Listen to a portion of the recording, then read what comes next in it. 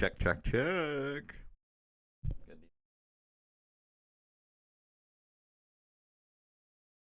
Um, Unsure if this is actually. Hold on.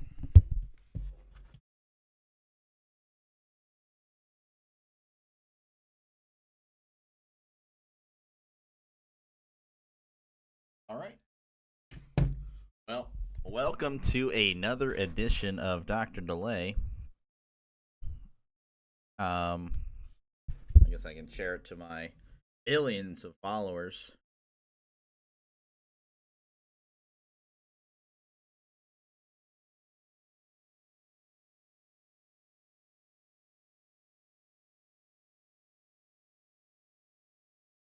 Nice if I don't think it actually did. You guys are like, what the heck is going on? Fair question. Let me.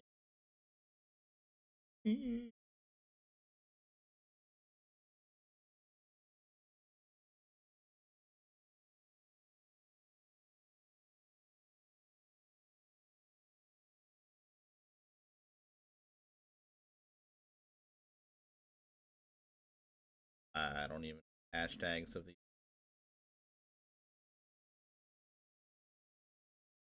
All right. Well, right now there's supposed to be a freaking football game on. They are ending NASCAR, I guess. Hopefully. A big deal. Anyway, welcome to another live stream. I am hoping this will provide like the box score and stuff like that, because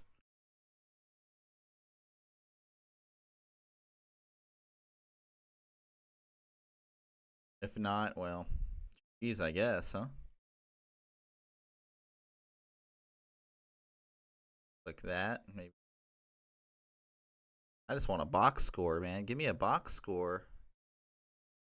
That should be one, huh?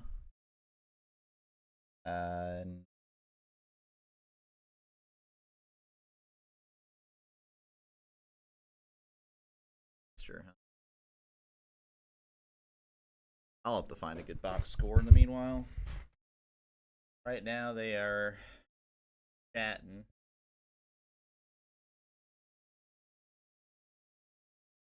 Well, database.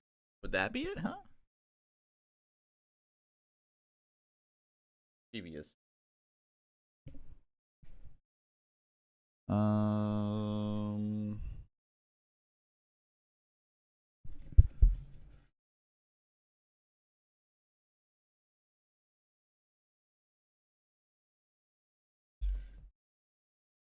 We'll get it eventually. And see, that's the thing. They don't have it for. They don't have it to where you can click on it, which is really stupid. They really don't care. Just give me a box score, man. That's all I need. It's not even. That's last year. Man, it's going to be a disaster if I can't get this thing at least a box score up. Anyway, if you're tuning in, dude, they are still live on FS1. They're freaking doing NASCAR. If you're a NASCAR fan, that's cool. I don't really get the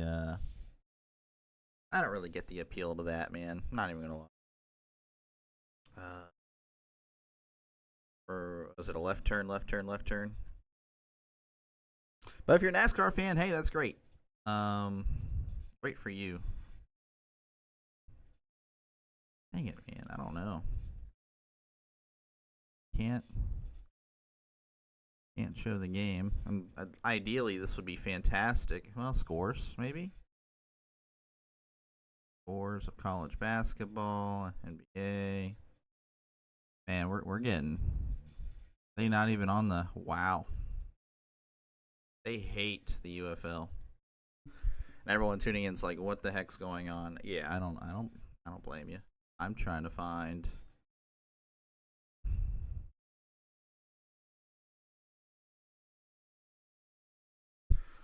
Well, I guess we're just gonna chill until they freaking.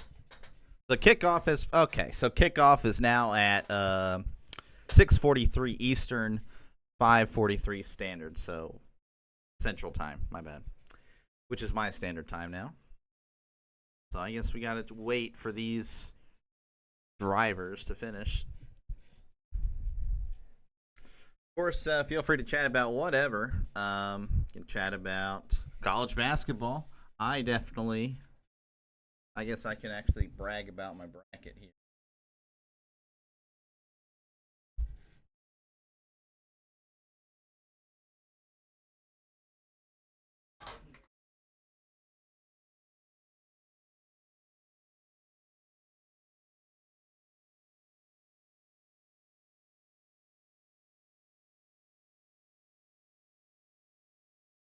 I can't buy a freaking. Alright, I got time. Kickoff has been moved to 6:43, 5:43 Central. So I get a few extra minutes here to figure out. Find a box score. I guess we won't find out. I would love to see a box score. Fantastic.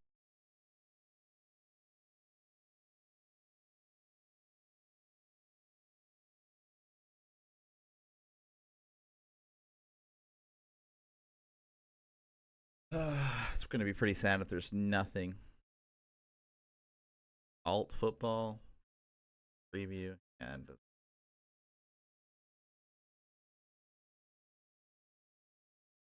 not happening.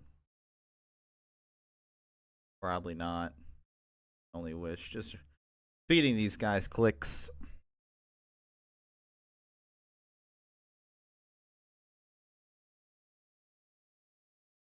I guess. We're making an announcement now.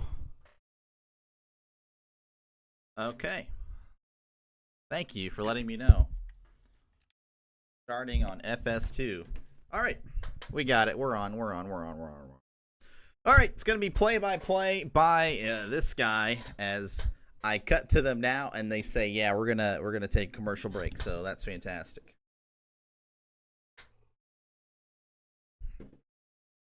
So today we got the San Antonio Brahmas taking on the St. Louis Battlehawks. That's probably why you're here. You're probably a fan of these two teams, or you're a UFL fan, or, like most of us, NFL waiting for football. As football is once again in St. Louis today. We have Battlehawk Spider-Mans. I wonder who's the commentator. Joel Klatt and Connor Onion. Okay.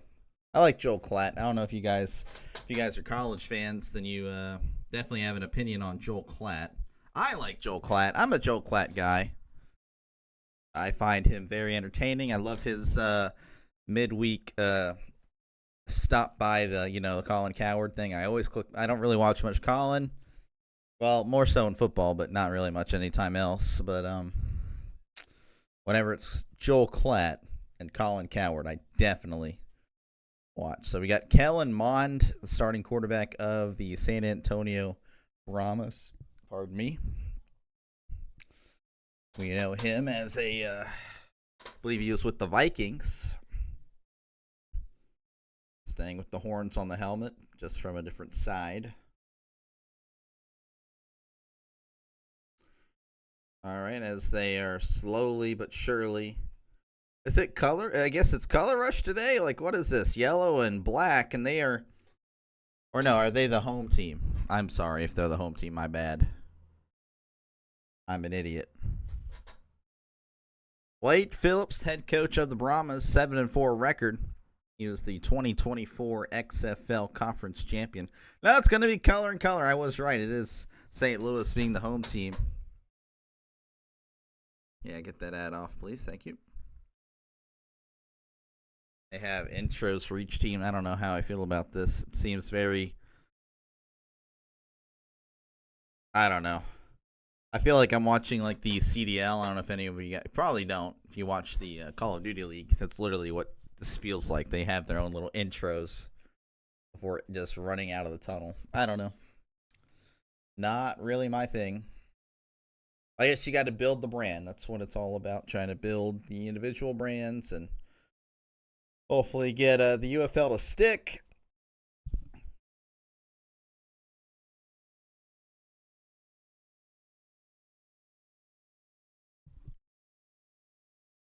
There's always one guy that has to high five everybody standing there.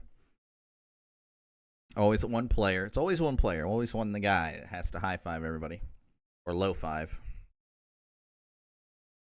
Wonder if I see any Rams fans. That would be pretty cool. Right now everyone's in Battlehawk gear.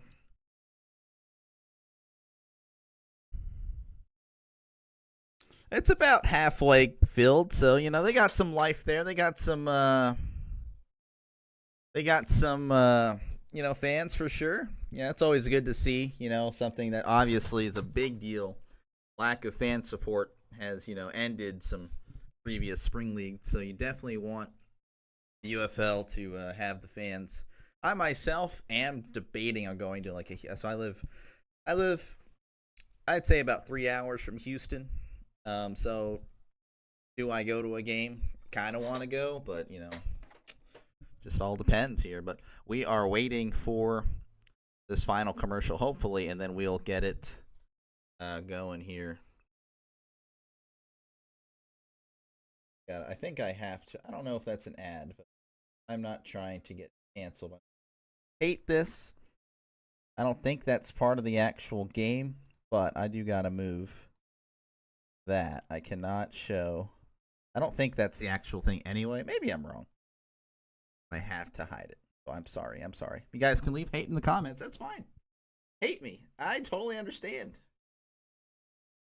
I would if I could. Trust me, I really would. But then again, you wouldn't be here if I could do that. Probably be with someone else. So I understand though. If you got hate, let me in. Come on.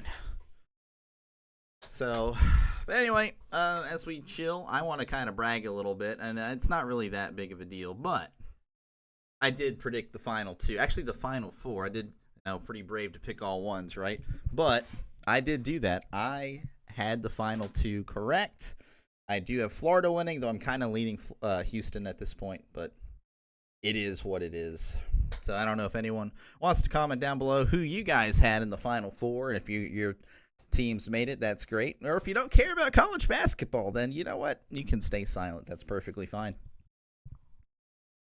And if I do a good job, I do want you guys to make a promise with me right now. If I do a good job, if I'm entertaining enough, you know, obviously the game hasn't started yet, feel free to drop a subscription. You know, it's free. That's what's beautiful about YouTube. You don't have to pay. I know it's really hard to press the subscribe button, but, you know, if I do a good job, if I'm entertaining enough, then please feel free to drop that subscription. As I angle this camera a little bit more to this way, because I just feel like I'm not centered.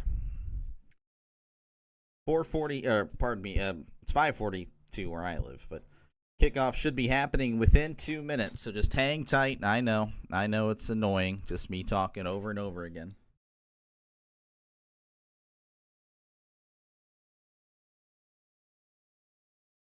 All right, we are showing coverage again. They are showing again. These two teams are a rematch of the conference championship. Obviously, the Brahmas winning, being the XFL represented last year. Hakeem Butler, a big player for St. Louis. I know he popped off a few years ago. He's out today. Greedy Williams, he's a former NFL player. Believe he was with the Browns or Jets, one of those two dysfunctional franchises. Don't at me. He is also out today, so that's it's a big name gone. Again, showing Wade Phillips. He has a current record of 7-4. I believe that is regular season. So, yep, we are just kind of chilling as we're taking pictures. Anthony Becht, I believe he was a tight end for the Colts many, many years ago. This is, or maybe he was a fullback, but he was one of those, you know, rugged guys. As we are still awaiting the kickoff. I think I still need to cover that freaking thing. Oh my gosh. Lame. I know. And feel free to comment down below. It doesn't have to just be about football. It can be about any sport. Again, I am a NFL fan. I'm a Steelers fan, if you can't quite see. Big Steelers fan. So you can roast me in the comments. I don't really care. It's all good. Keep a nice chat going. That's we're all just sports fans. Most of us are most likely NFL fans, so we're just kind of waiting for the NFL season. Excited for the draft. You know, the Steelers have been like, who are we going to take? Obviously, I'm not talking about the game right now because it's not kicking off yet. But, yeah, you know, I don't know what direction we're going to go. I'm just sick and tired of the one and dones.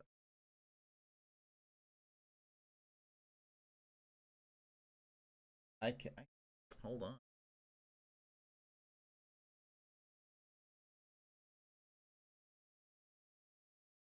There we go. We're going to.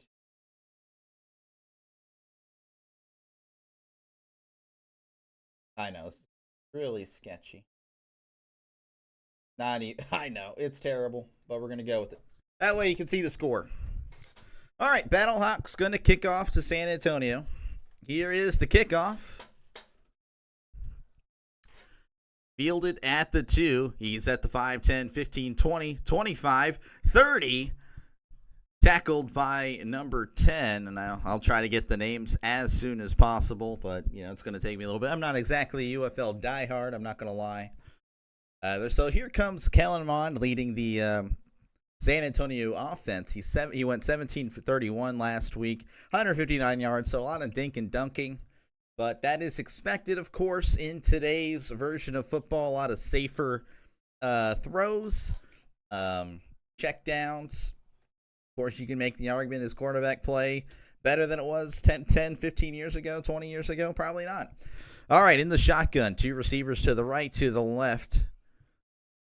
Running back right beside him, Mond. Hands it off to the running back here. He's going to fight forward for about 2.5 yards. Running back number 6 there. Again, I will try to get you the names whenever I can. 2nd and 7 coming up for San Antonio.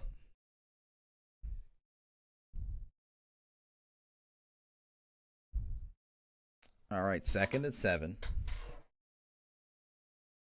Ball on the 34. They need to get to the 42. So I guess 34.5. In the shotgun, Mond back to pass. Throws to the right. In and out of the hands of the receiver. Great defense by St. Louis's Peyton Jones, knocking it out.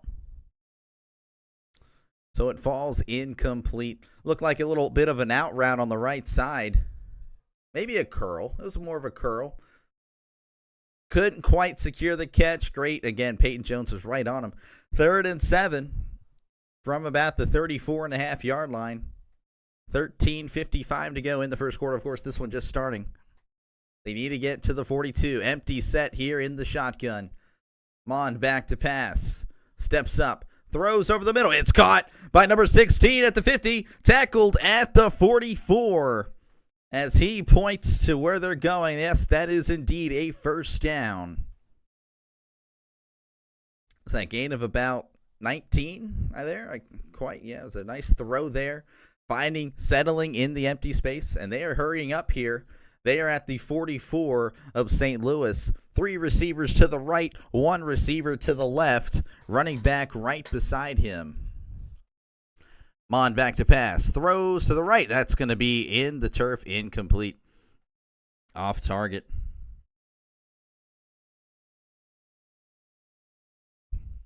They're going to huddle up here. And players to watch. Anthony McFarland, former Steeler. He's playing for San Antonio today. Receiver number 13, John Trey Kirkland. And then for St. Louis, the key players, Willie Harvey and Mike Rose. I'm not familiar with them, so you feel free to educate me down below. That is perfectly fine. 2nd and 10 at the 44. They need to get to the 34. Mond back to pass. Gonna throw it here to number 6. The running back swing route here. He's only going to get about 2 or 3 yards. So trying to make it, I guess, a more manageable third down. Not too sure. I guess I'll just wait to see what his number is. I don't think it was McFarland. If it is McFarland, then I totally botched that. Was not paying attention. I didn't think it was number 6, the number. I could be wrong. All right, 3rd and 7 here for San Antonio. They need to get to the 34. Empty set here. 3 receivers to the left, 2 receivers to the right. Mon back to pass. And he's hit, and he is sacked by number 56, Feeney. And that pushes him back to the 50, so you know they're going to have to punt. Of course, I know there's some weird punt rule, but yeah, Feeney just kind of easily spins around the left tackle, and that was pretty much game over from the get-go. Excellent spin move, beautiful spin move. Not quite a TJ Watt spin move, but pretty good. 4th and 15, of course, they are going to punt. And there's the punt. That's going to hit at about the 10. And grabbed at about the 13, 14-yard line. That was Brad Wing with the punt, so that's a net of about 37-38. 36-37, I'm a fool. All right, first drive ends with the punt. It's still 0-0 at the 11:21 mark in the first quarter. Again, feel free to chat about whatever. I'm just a sports fan just like you. I'm definitely not a UFL diehard by any means, but I do want to try to support the league by watching. It's really how I can. Maybe go to a game or two. You know, more sports is always a good thing. Not exactly the most diehard UFL fan. Well, I don't think I even watched a game last year, to be honest with you.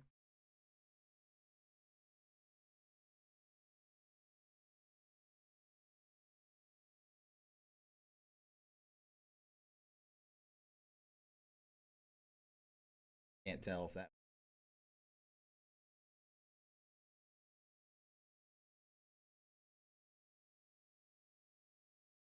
Oh well. That was. Anyway, feel free to leave the comments down below. Just chat about whatever, man. You can talk about the NFL, talk about the UFL, talk about whatever you want.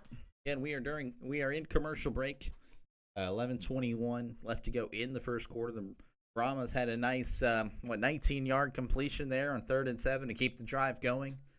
Got a few yards there, and then just had a punt it after the big sack by Feeney. Hoping that we'll get, like, there'll be stats over here, like a box score, but I don't think there's going to be. That's so stupid. You know, if you're going to pay for the rights to have something, right, you would think you would do everything you can to bump it up or present it in a great way, but there's no box score. Like, why is there not a box score? I don't know. They don't care. Fox and ABC, man, they're not great.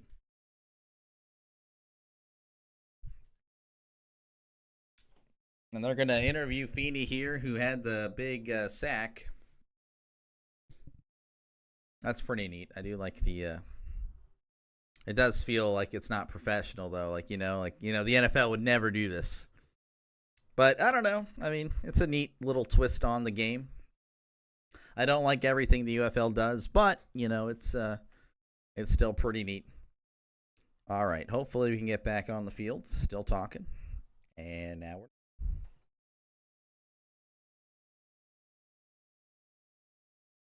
All right. So the Battlehawks will begin the drive at the 12. Okay, really, really bad spot.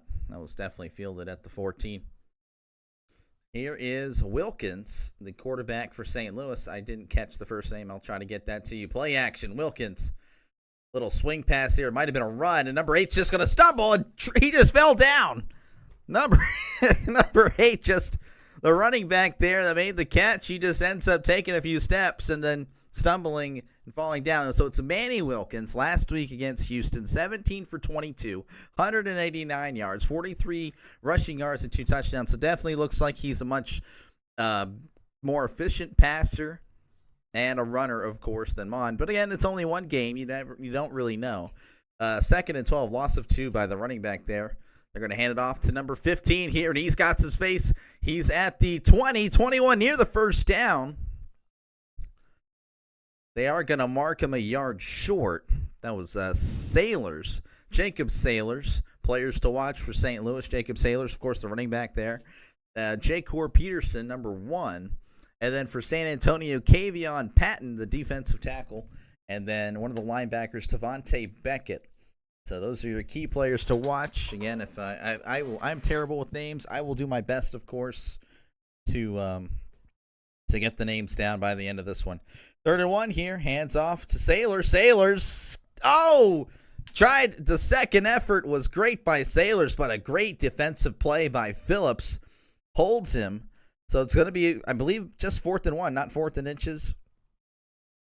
Looked like he had it. I mean, kind of like a counter play there, bounces it to the right side, and what a great play by, I believe it was Patton. I already forgot the name. No, Phillips. Gosh, dang it, I'm terrible, aren't I? So it looks like they are going to punt. What a great, again, Phillips, tackling him in the open field the night after a nice cutback by Sailors, just unable to bounce it outside. So 4th and 1 here. They're going to bring on the punting unit. Who the freak had a name? Infractor? I don't know. There's the punt. Oh, what a punt. Oh, man. Back at the 24. He's at the 25, 30. Gang tackled at about the 33. And there is a flag. What else is new? Of course, this isn't the NFL. I don't really know how the flags are in the UFL, but I'm sure something we can all agree on is that the flags in the NFL are ridiculous.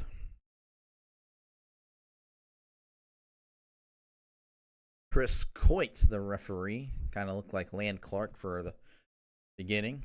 Thought he was going to issue the Chiefs a free win. There is a 10-yard holding call on San Antonio.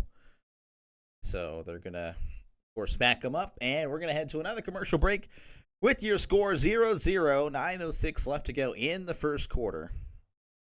And that's going to back them up, I guess, where he fielded it. But again, he fielded it at, the 27, 28? I don't know. Guess we'll find out.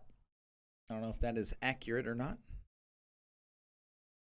Maybe I could find a better box score for you guys. Again, feel free to let me know. Feel free to let me know. Anything sports related, and it doesn't have to be sports, but ideally that's what we're talking about here. Let me know how your bracket did. I picked South Carolina in the women's. I had a pretty good bracket there. Did not have UConn, of course, going. I don't know if I can find the UFL. There's no respect for the UFL. And then for the men's, I actually picked the matchup of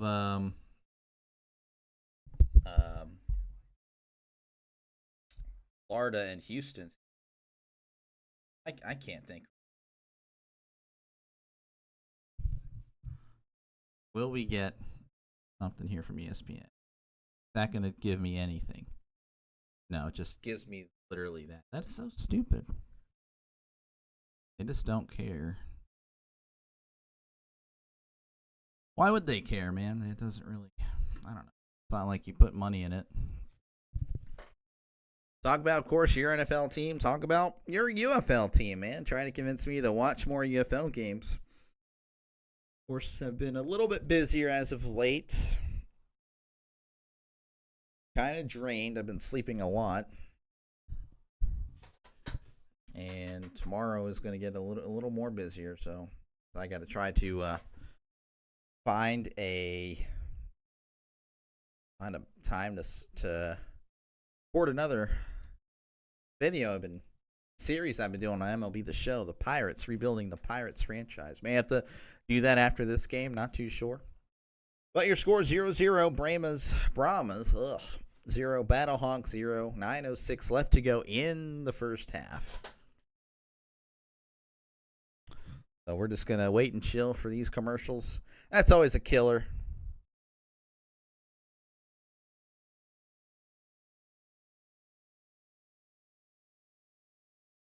Always a killer. Showing more commercials here. Baseball commercials. Giants, Yankees, I guess, happening. I guess next weekend. I'm not too sure. We'll eventually get back out there.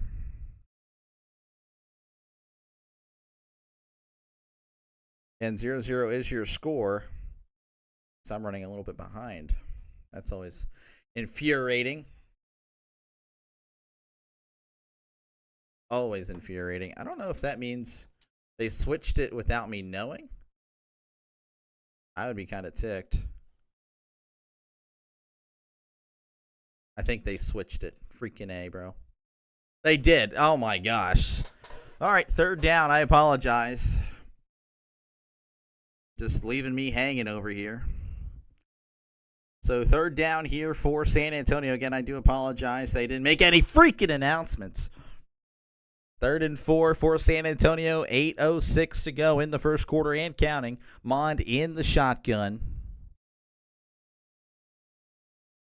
2 receivers to the left, 1 to the right, tight end to the right. Mond back to pass, looking. Fires over the middle, off target, and incomplete. I should have known with all the stupid commercials. So 4th and 4 here, incomplete pass, and the clock is still running. I don't know if that is a UFL rule. That sounds really dumb. It looks like it was a little in route. I'm not too sure what was happening there, but so the clock is still moving on the incomplete pass. I don't know. And you'll have to educate me. I'm not the biggest UFL fan. There's the punt. And here's Bride Wing. Nice punt. Fielded at the 15. Had to jug a little bit. 25. Runs out of bounds at about the 28. So from one commercial to another, we are back to commercials. I do apologize. Gosh, dang it.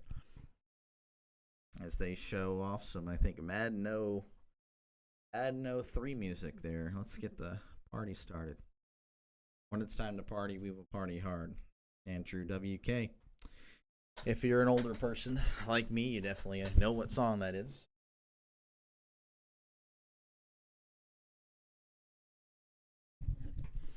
So 0-0 is your score. Battlehawks will begin their drive at the 24 after the commercial break, and they will not change any more channels. Thank goodness. I am unable to find a proper box score for you, so I do apologize. That really ticks me off. But it is what it is, I guess. You can show your leaders for the season. I don't think they're going to show you. It'd be cool if it was live, like updates live, but again, I don't think they are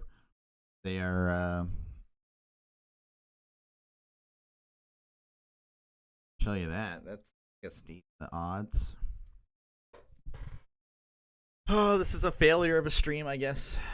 Thank you for the hearts that you're pressing. I see that. 0-0 is your score again. 7:18 to go in the first quarter. I think I was saying half earlier, and I do apologize. I've been calling a lot of college basketball games lately.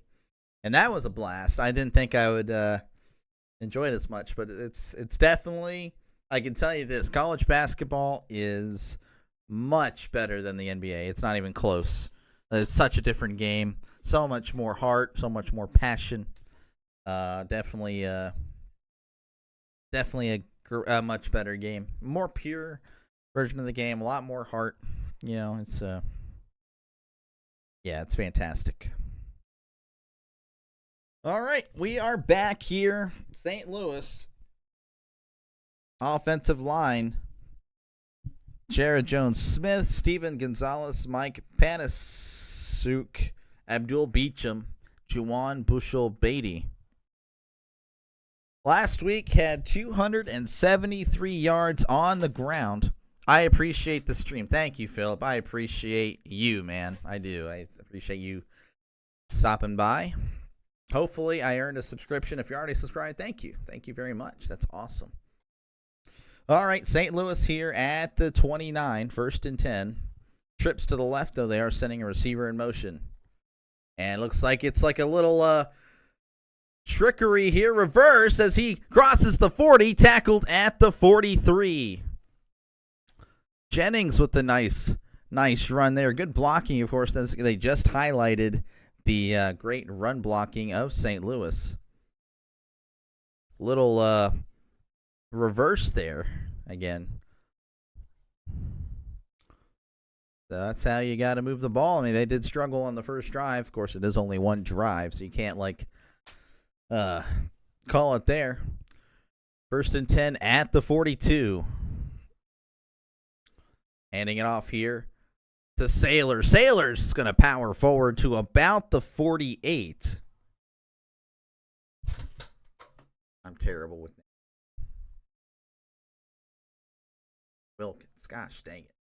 Couldn't remember the quarterback's name to save my life. I would show you guys stats if I could, but I cannot, unfortunately.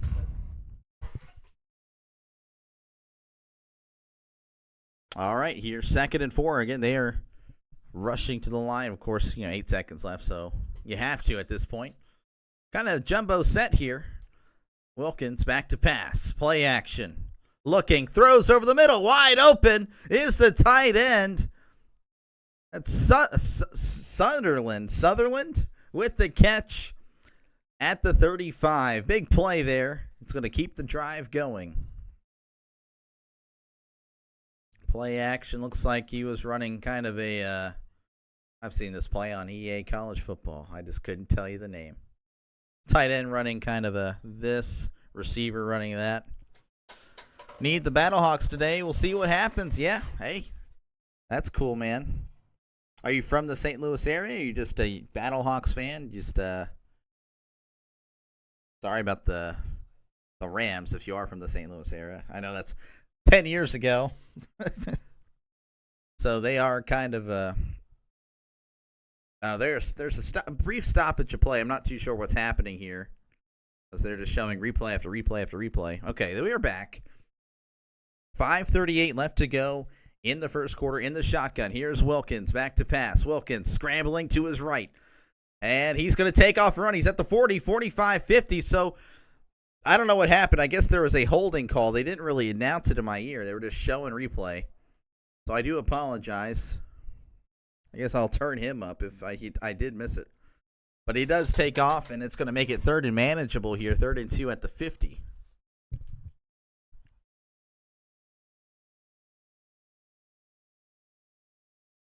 Third and 2 at the 50. Penalty nullifying. I'm assuming it was a penalty nullifying a big play. In the shotgun, 2 receivers to the left, 1 to the right. Running back to his right. Wilkins back to pass. Little swing pass here to the running back. He's at the 35-30. Finally brought down at the 27.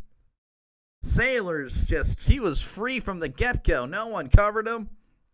Wilkins sees it immediately, and that is a big play. Outside linebacker blitzes right inside, and that just leaves Sailors free to go about 20, 23 yards. I have a small wager. I am from Boston. Okay, gotcha. Well, good luck on your sports betting.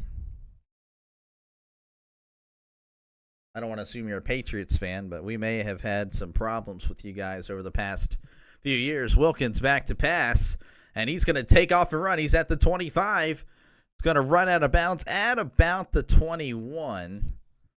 So a nice little gain there, gain of about 6.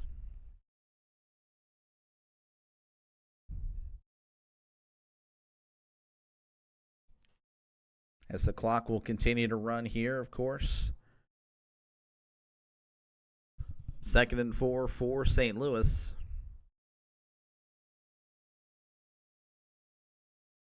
They are at the 21. They need to get to the 17 to continue the drive. Of course, it's only second down. Wilkins back to pass. Little screen here. He's trying to find some space, but he's actually going to lose a yard. So that's going to make it 3rd and 5.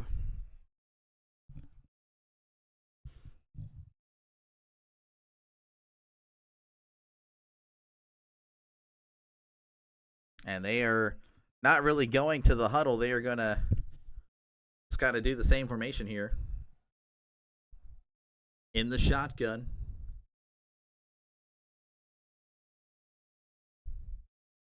A lot of movement there. No call. Now we have some whistles. I believe they did. Yeah, I believe it's going to be a false start. A lot of early movement. Had a tough year last year, but hopefully things are looking up with Diggs signing and Vrabel as our new coach. Yeah, no, you guys definitely, I guess, back-to-back years of seeing the Patriots at the bottom. It's rare, you know. At least in my lifetime, I was born in '96, so they've been pretty much dominant the whole time. Vrabel's a good coach. So, I think he'll have you guys with a lot more fight, I would say, this year. Drake May showed some promise. I don't know if he's the guy or not, but, you'd probably know a lot more. I didn't really watch much Patriots games, but looked okay in the brief little clips I would see about him. 3rd and 10 here at the 27. In the shotgun, trips to the right. Wilkins back to pass. He's just chilling, throwing it down the right side. It is knocked out of his hands. Darius Phillips of San Antonio making a great play. The receiver was chilling.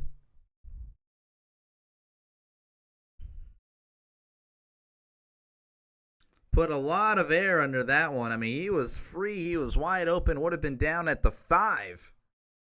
Pearson was wide open, and he didn't really drive it. He kind of floated it. So St. Louis here with the 45-yard attempt. Rodrigo Blankenship, former kicker in the NFL. That kick is up, and it is good. So St. Louis will take a 3-0 lead with 1:45 to go in the first quarter. Yeah, I would say the Patriots, I don't know. I would be shocked if, you guys had another, I think you guys were like 3-4 wins last year.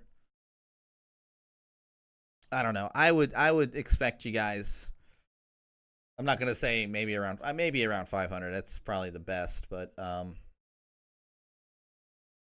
would expect you guys to be a lot more competitive if you guys were to be, in that 4th and 13, 5 and 12 range.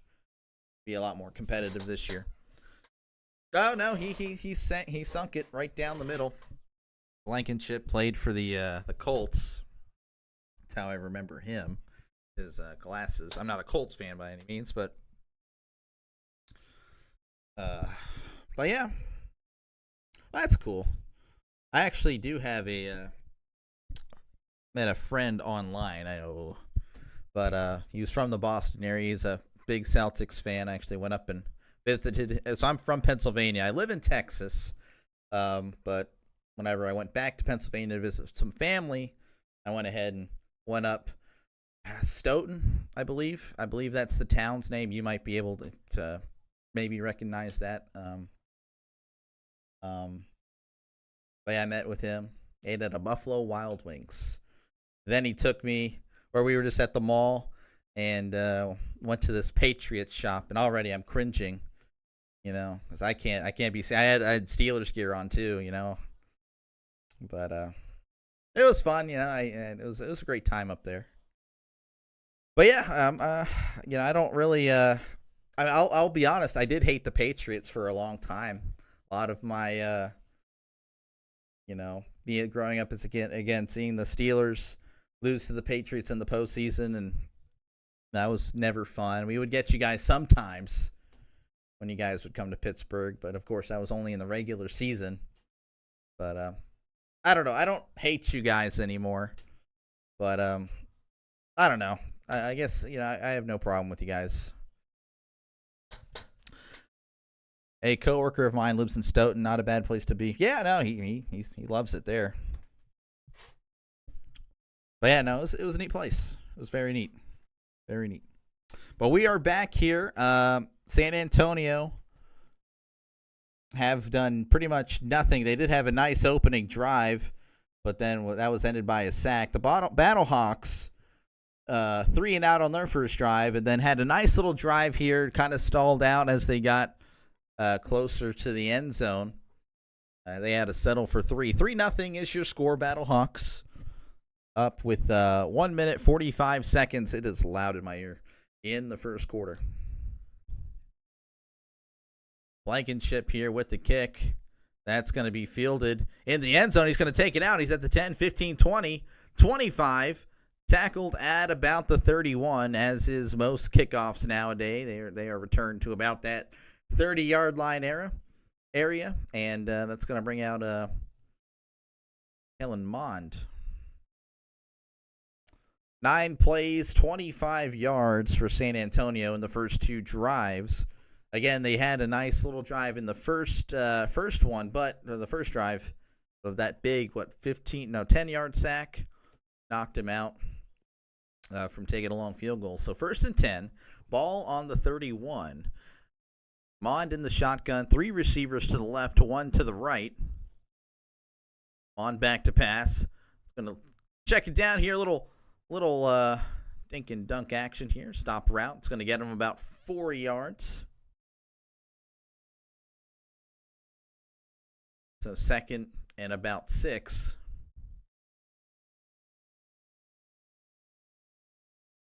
In the shotgun, 2 receivers to the left, 1 to the right.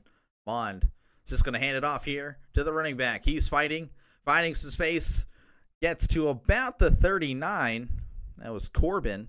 And I will try to get you the names, the first names of these guys. I don't really recognize much. Obviously, Kellen Mond, but there aren't many former NFL stars here. If they are, then they were definitely on the 53-man cut line. 3rd and 2 here for San Antonio in the shotgun once again. It's pretty much the norm in today's football world. Mond back to pass. And that ball is knocked down immediately. Trying to do a little swing bubble screen thing, but a great play by the linebacker to knock it down. And Mond's going to head to the sideline, so San Antonio's going to have to punt it yet again. 2 straight 3-and-outs. So looking good for you, Philip, in your bet. Of course, again, it's early. Anything can happen. Looks like it was more of an RPO type play. And again, just a great defensive play, just getting your hands up. That's going to bring up Brad Wing, former Steelers punter, former Vikings punter. And they're going to get called for a delay of game.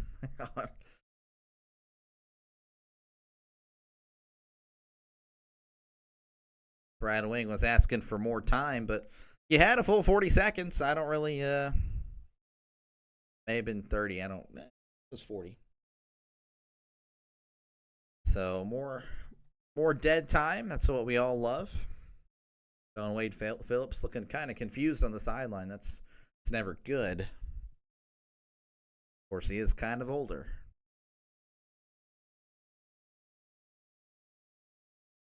And they're starting play, and now it's okay. So they start the clock, and now it's okay. You should have just got the punt over with. So that's going to be the end of the first quarter. The Battlehawks currently with a small lead, 3-0 over the San Antonio Brahmas. Again, feel free to chat about whatever you want. Philip and I talk about the Patriots. Me, of course, Steelers fan. So, I would say 5-10 years ago, this guy, I don't even know if we can have a conversation. I'm just kidding. But yeah, we can talk about whatever. We can talk about your team, He looking positive, of course, with the new coach. It's always exciting, see what type of team that they're going to bring this year. Mike Vrabel, of course, is a very, He's more of a traditional coach. No nonsense. That's type of coach that usually does pretty well. He has a great reputation. Had one in Tennessee. I believe he went to 2 AFC championship games with Tennessee. Maybe it was just one, but I know they definitely went to the one. And if you can make Tennessee pretty good, that's pretty solid. I know Jeff Fisher had some success in the early 2000s, but then he kind of came at me. But anyway, it's just another tangent there. But yeah, Mike Vrabel, of course, taking the reins in New England after Jared Mayo didn't exactly look too great as the head coach there. Or it's Gerard Mayo. Yeah, if you're tuning in, chat about whatever you want. Talk about if you fill out a bracket, fill out a college bracket. I had mine up here, actually. I'm going to brag a little bit. If you probably witnessed this earlier, I'm just repeating myself. But I got the Final Four correctly. I know it takes guts. I know it takes guts to go chalk in the Final Four. But I did that. Okay, I did. And I'm right. So, it's a guy that didn't watch a single game of college basketball. And that's usually how it goes, too. The person that doesn't watch. Like, well, I don't know, man. St. John's, I know they have that, was it Rick Pitino or John Calipari? I think it was John Calipari. They're going to make a run. Well, I thought they actually were going to the Sweet 16. Actually, Elite 8. Yeah, geez. That's not it. That's not it. That's it. Tom Brady's last game as a Patriot. He beat us. Oh, yeah. Oh, that friend I was talking about, as soon as that happened, I gave him a call just to let him know. I'm terrible. I was happy. Again, I'll admit I was a little bitter. I was a little bitter about just how he had pretty much dominated the Steelers, throughout his career. Again, we would beat him, but it was rare. Now, we never beat him in Foxborough. But we're back. I'll continue this maybe a little bit later. Starting the second quarter, we're starting off with a punt after it was a delay of game, and then they wound the clock, and it was stupid. Fielding it at the 5, and he's going to take it out. It's at the 10. Reversing field at the 15, 20, 25. So that ends up being a great decision. I'm kind of questioning it as soon as he took it out there, but should have just let it bounce, in my opinion. But he gains 5 extra yards for that.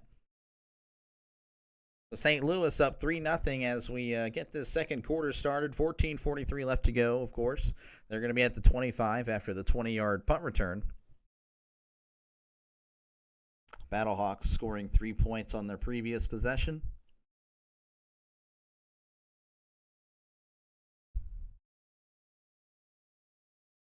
All right, we are yards per play. They're showing the yards per play. St. Louis 6.8 yards per play. San Antonio 2.8. So a big difference right now and how these offenses look. Wilkins in the shotgun for St. Louis. Wilkins going to keep it. He's at the 30, 35, 40. Now he's jogging. Pushed out of bounds at the 43. He kind of tried to flop. San Antonio pushed him a little bit out of bounds, but it wasn't anything to where he should have fell down. But I don't know. I guess that's today's football world. You try to get every call. So a little RPO action again. He just kind of run pass option. Mostly did kind of. Well, he was kind of pushed too. The tight end was pushed. I don't know. You'd have to look it up and see it. Make your call on it. 1st and 10 at the 43. Wilkins under center. Play action. Looking. It's going to throw it to the running back here. He's at the 48-50. Gets the first down. Nice effort there. But there is indeed a flag as he does the Eagles thing. I guess it's Battlehawks. Personal foul.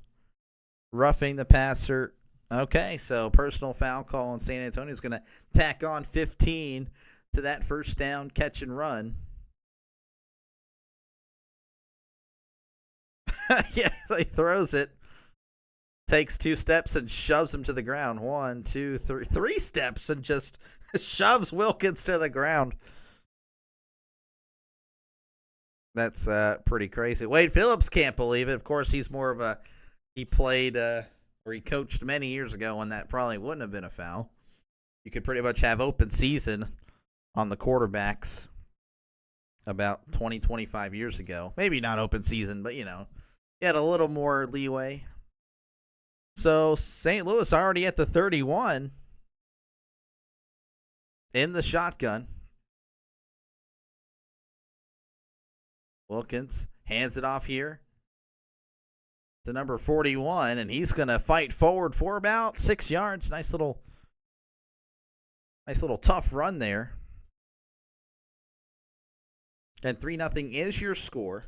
Normally I would have a score bug on the bottom, but the website I have my score bug does not have UFL games. I actually did message them to see if that's something that's going to happen in the future, and they said they will work on it. So if we see that, it's because of me. I did the work. I reached out. All right, 2nd and about 4. Ball at the 25 in the shotgun. Hands it off here to the same running back. It's not Sailors, and he's actually met immediately. Tries to fight, but he's not going to get anywhere. So it's going to be 3rd and 4 once again. Pro right, so that's a more traditional formation.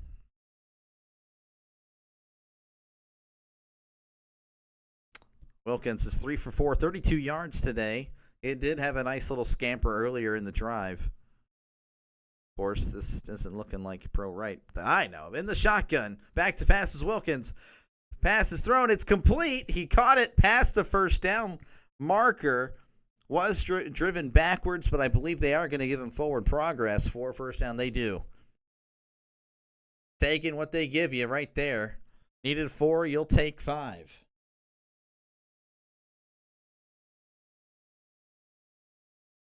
So brand new set of downs for St. Louis. Looking to add on to this 3-0 lead that they have.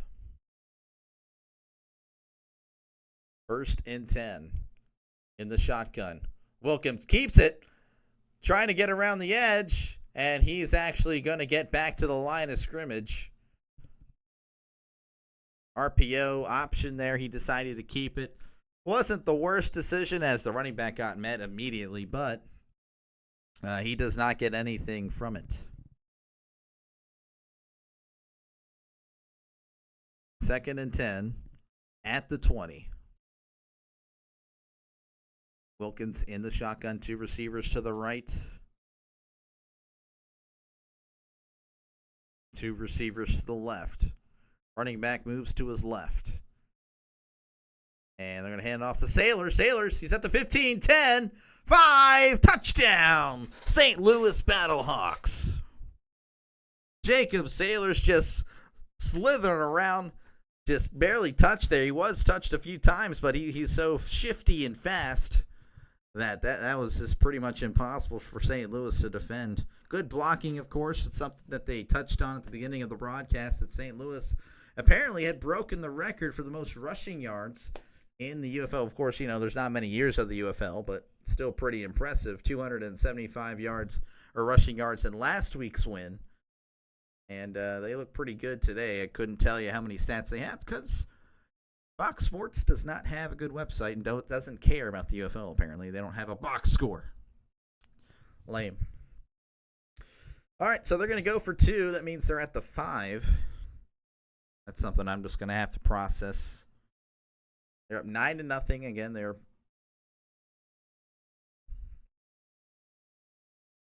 all right. So they're in the shotgun here, kind of a condensed here, double set.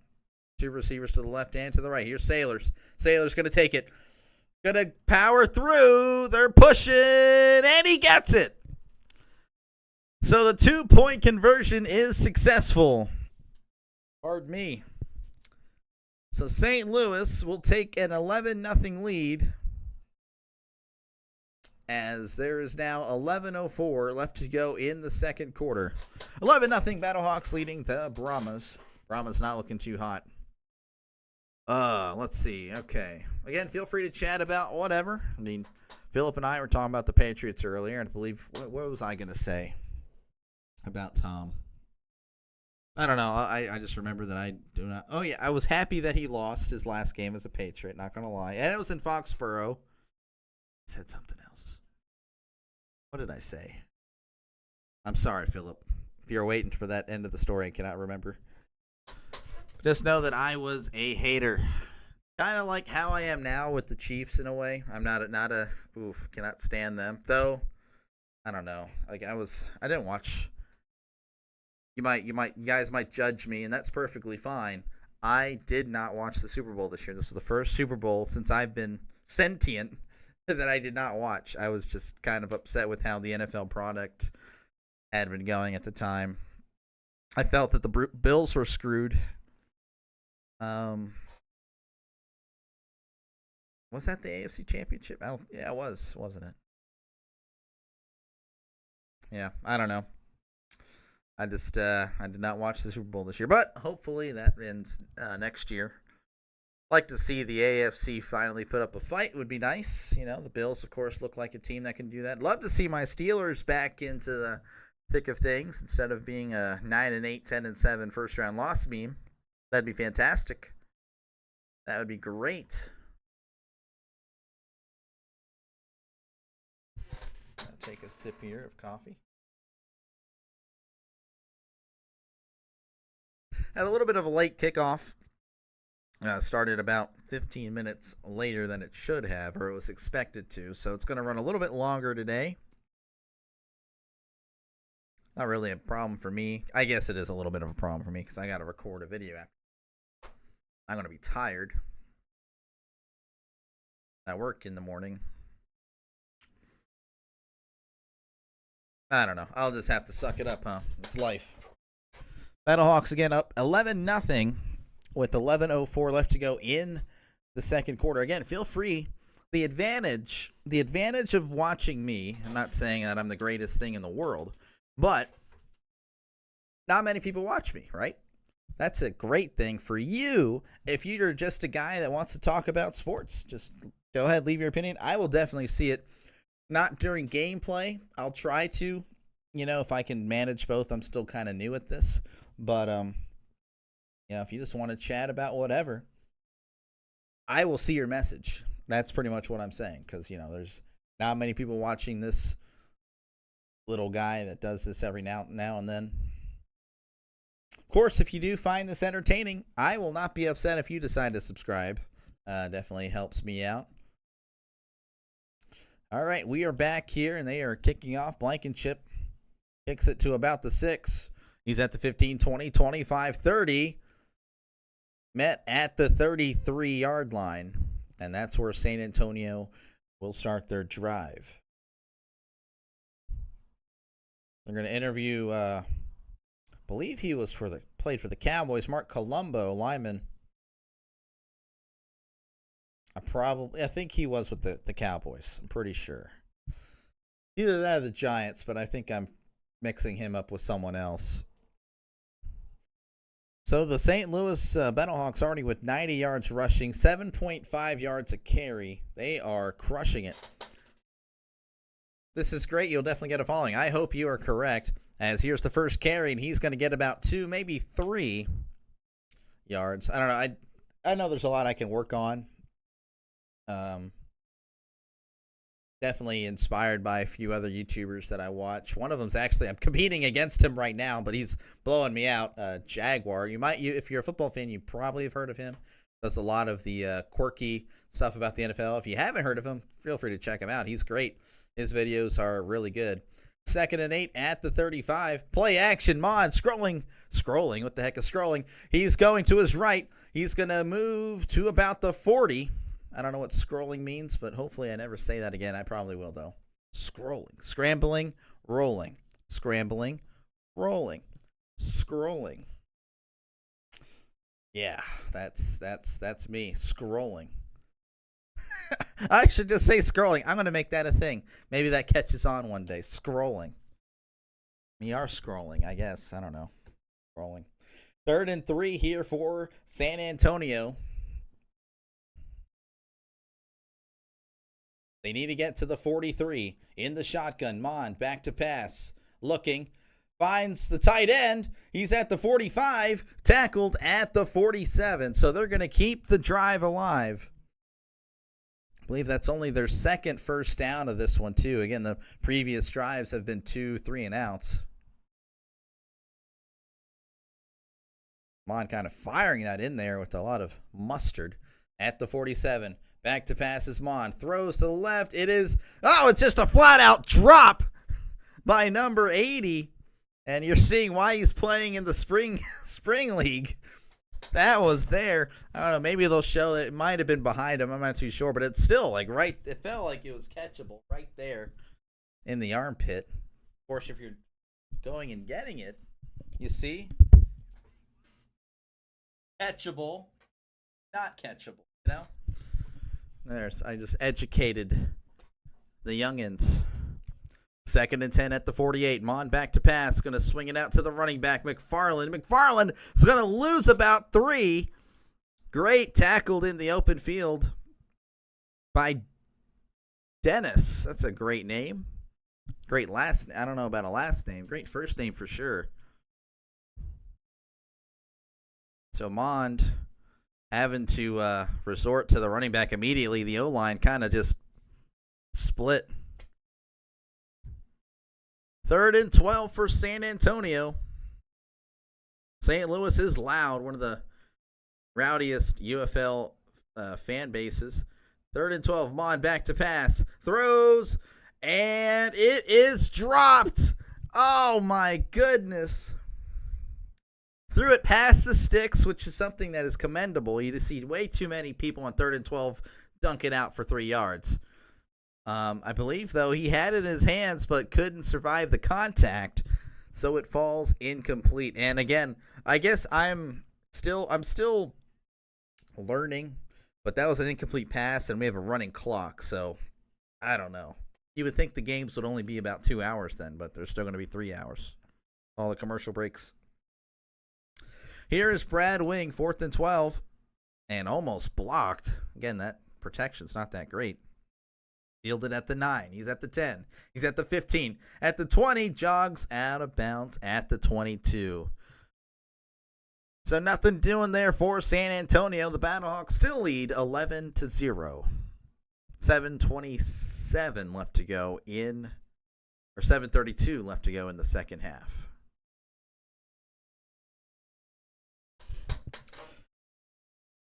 But yeah, thank you again, Philip, for tuning in, and everyone else. Of course, I know there's more people there. Hey, I'm not going to force you guys to speak. It's not like it's the end of the world.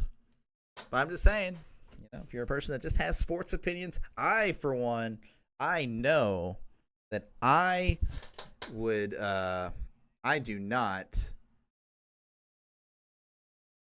agree with a lot of sports people. Like I have a lot of, I guess, takes that are considered not popular. I feel like they should be, because I usually go with facts over opinion. I don't really listen to any of the ESPN or Fox Sports Media, those guys. I do watch them because, those are the main people to get your sports news from or whatever. But, yeah, just, I don't know. But yeah, again, feel free. This is a free speech area, I will hate on you if you say something about anything negative about Ben. Ben Roethlisberger is awesome, So, like, if you say he's, like, not a Hall of Famer, bro, we're about to have some dialogue. Now, Ben, he was great. Definitely think he is overhated. I did not say rated, overhated. I just, regardless of the off the field stuff, which I maintain was never guilty, which doesn't mean he didn't do it. Just saying never guilty, but I don't know. I think they blend too much of that in with what happened on the field. On the field, people kind of just, I don't know why, but they think of like the last few years Like, yeah, no, Ben definitely was not good the last few years. No, I totally get that. He definitely didn't have the arm strength anymore. But in saying that, if you still compare his numbers to, you know, what the Steelers had the past 2 or 3 years, I mean, they're really good, sadly. But I don't know. Ben's prime, he was special. I definitely miss. I'm ready for our next quarterback. I don't know who it'll be, but I definitely would like to go into a season believing in the Steelers once again. Maybe one day as we return to coverage here in St. Louis.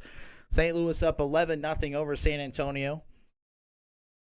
I will say again, St. Louis has one of the more loyal fan bases here, as that crowd is much bigger than other crowds. As they begin this drive at the 22, here's Wilkins back to pass.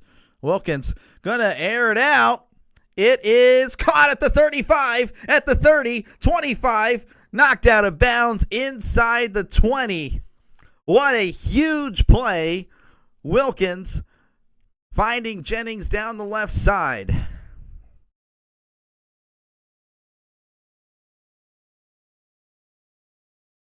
Kind of doing like a corner route here, for your perspective.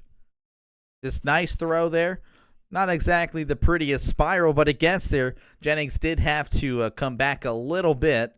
San Antonio, as he gets slapped by his own teammate. That's how you celebrate now, by beating each other up. So they're at the 20, 1st and 10.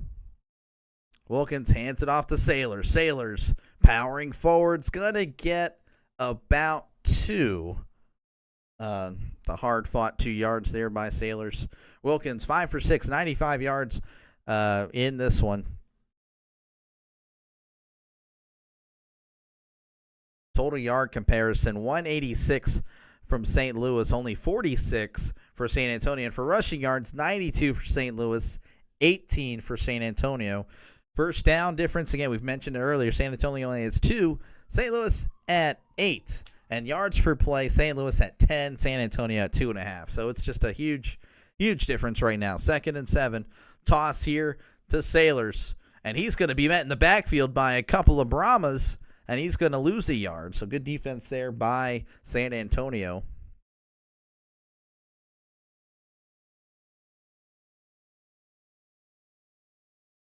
Third and 8 coming up for St. Louis.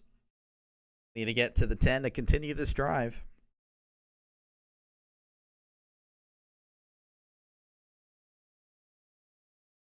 All right, 3rd and 8. Wilkins in the shotgun. He's empty set. 3 receivers to the right, 2 to the left. Sailors is one of the ones to the right. Wilkins back to pass. Stepping up. He's moving to his left.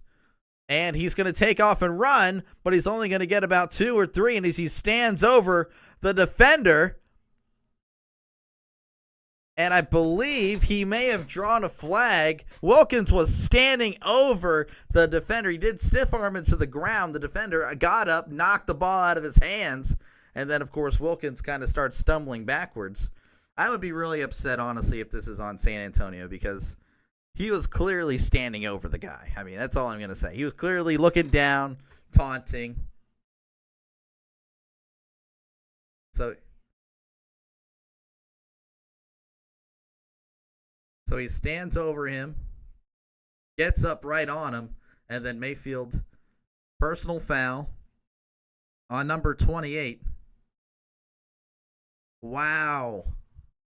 So they are not going to get Wilkins for standing over him, but they are going to get Mayfield for knocking the ball out of Wilkins. That is, I don't know. I mean,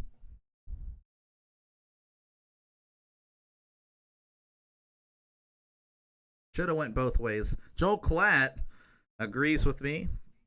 That's all I'm going to say. Not saying Joel Klatt is.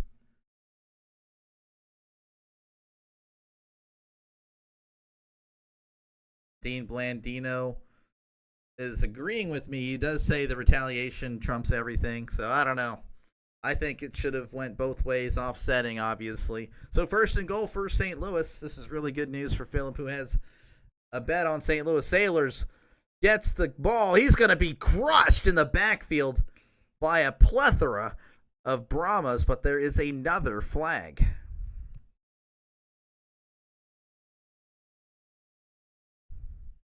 as we await what happens here. Holding on St. Louis, but that's going to be decline. That was the tight end number 84. Again, a great play by San Antonio to blow that up. Who knows? Maybe that foul ticked off San Antonio. Lights a fire under them. I don't know. Probably not. Probably be a touchdown on this play.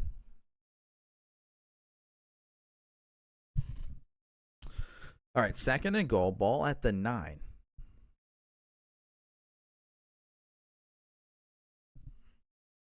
In the shotgun is Wilkins. 3 receivers to the right, 1 receiver to the left. Tight end is now moving to the left, so it's 2 and 2. Wilkins with it. He's going to keep it.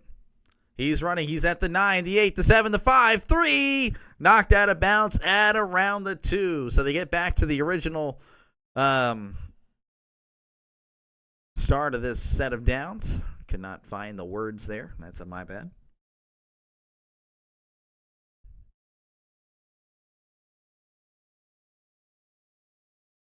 So 3rd and goal here at the 2. Still in the huddle. Now they break. Wilkins had a pretty good throw earlier. Some nice runs. And I believe there's going to be a timeout. All right, so we got a timeout here. San Antonio. I have a feeling they really need to get this stop and hold them to 3 because this game could get away from them. 11-0 here. A touchdown, of course, with all the extra, 1, 2, or 3. You never know what they're going to pick. But, yeah, you definitely want to keep this manageable. And Wade Phillips has the challenge flag in his hands. I don't know. He faked throwing it. Now he drops it. So he fakes it, holds it, and just drops it. I don't know what the play there is, but Wade's been around, of course, forever.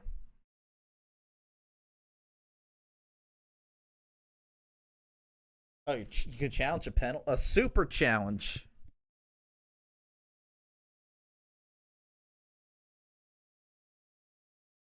So I didn't know this. Again, you can call me ignorant, whatever you want in the comments, but I have no idea. Challenge a foul. Each team allowed 1 challenge per game. Team earned 2nd challenge. If the first one is successful, may challenge any on-field rulings or penalties. That's interesting. So let's see. They're gonna call this holding. Oh, I would say that's a hold. Oh yeah. So that's going to be a 10-yard penalty. So that's going to go from a 3rd and goal at the 2 to a 2nd and goal, I guess, at the 19. Again, that's if it stands. It does look like they did.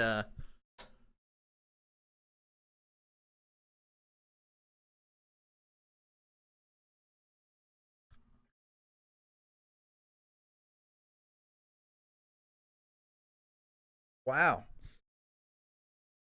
So Dean Blandino is actually saying that he did not, and so he kept his feet moving, apparently. I thought it looked pretty bad. Wow. Well, it's good for you, Philip. So they're still 2 yards away. I thought that was, but and Wade Phillips can't believe it. Wade Phillips can't believe it.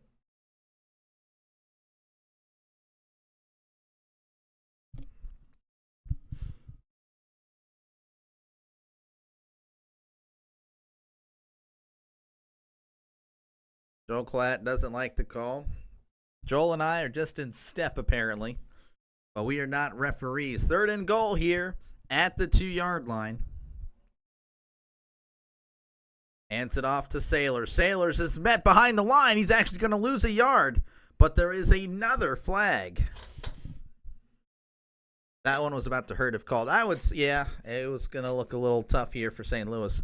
But again, they're up 11-0. So I'd say what was the line on this game? You probably know since you were betting on it. What's the line? Or are you just doing a straight up bet? So we have an offsides call on San Antonio. So San Antonio just cannot get out of their own way. They are helping St. Louis along, and that's gonna make it 3rd and goal at the 1.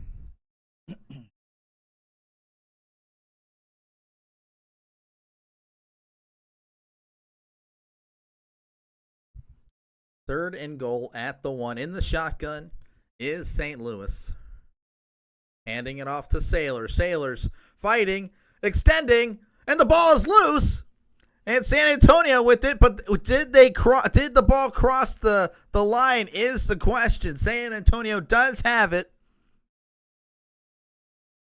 But did the ball cross the end zone line? I don't know. We'll find. So the ruling on the field is that it is a fumbled and it was recovered by the defense. I imagine they're going to take a look at this. All right, let's see. Sailors had it. Oh, I would say I think it's over the goal line. Now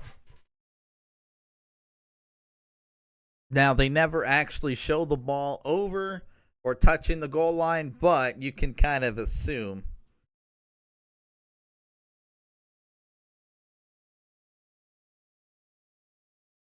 So, yep, there is. No, you're good, Philip. You're good. So it was reversed after review. The ball does indeed cross the goal line before he was hit and fumbled. So it's actually going to be a touchdown for St. Louis. So St. Louis is now up 17-0, and we're going to pen the extra point/points.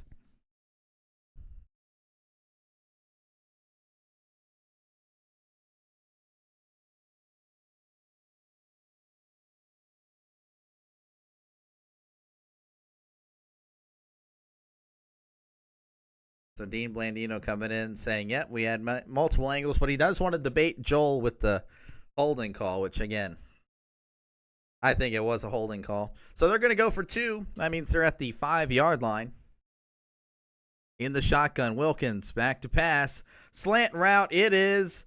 Good defense there by San Antonio to break that one up. So, but regardless, St. Louis is now up 17-0. Which, ironically, in this UFL format, that's still a 2-score game. But St. Louis 17, San Antonio 0. 3:21 left to go in the second quarter. As we're just going to, I guess, wait for these commercials to end, I will go ahead and let everyone know that it just doesn't have to be Philip. And again, I appreciate Philip, and I just having a nice conversation about the Patriots. Of course, he has a small wager on the Battlehawks. But it could be you. Again, one of the benefits of having a guy that doesn't have many viewers is that I will read the comments unless it's flat out hate. You know, I ain't gonna do all that garbage. But and by hate I mean anything negative about the Steelers, by the way. You can't I'm just kidding. But I'll read your comments. Again, hopefully it's all about sports. I mean, it can be whatever, you know. I mean, but for the most part, it's about sports. I mean, that's what it is. It's sports. We're all sports fans, football fans. I'm a big football fan. And I'm just calling this game. We're all just kind of hanging out.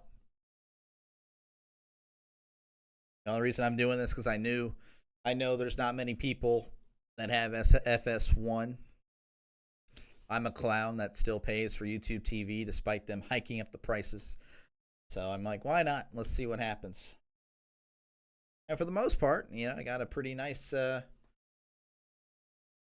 viewer count. So I'm pretty happy with that. It's good for me, man. But yeah, St. Louis up 17-0 on San Antonio. San Antonio really needs to get something going. I don't know why the odds are still at 76%, despite it being 39.5 was the bind. Really wish there was a so they have a yeah, they don't have box score, man. It's so stupid. Oh well. Just oh, the spread was 9. Okay, that's interesting.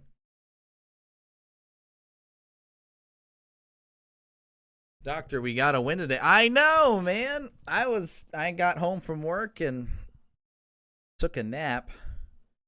I wake up to see that we won. That's crazy.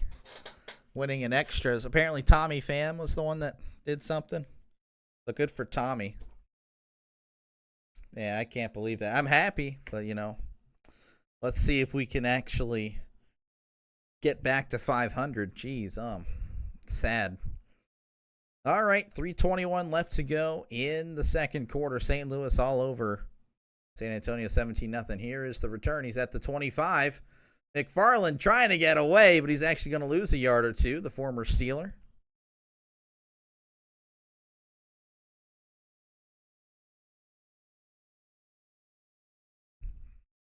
As they interview, I believe, sailors on the sideline.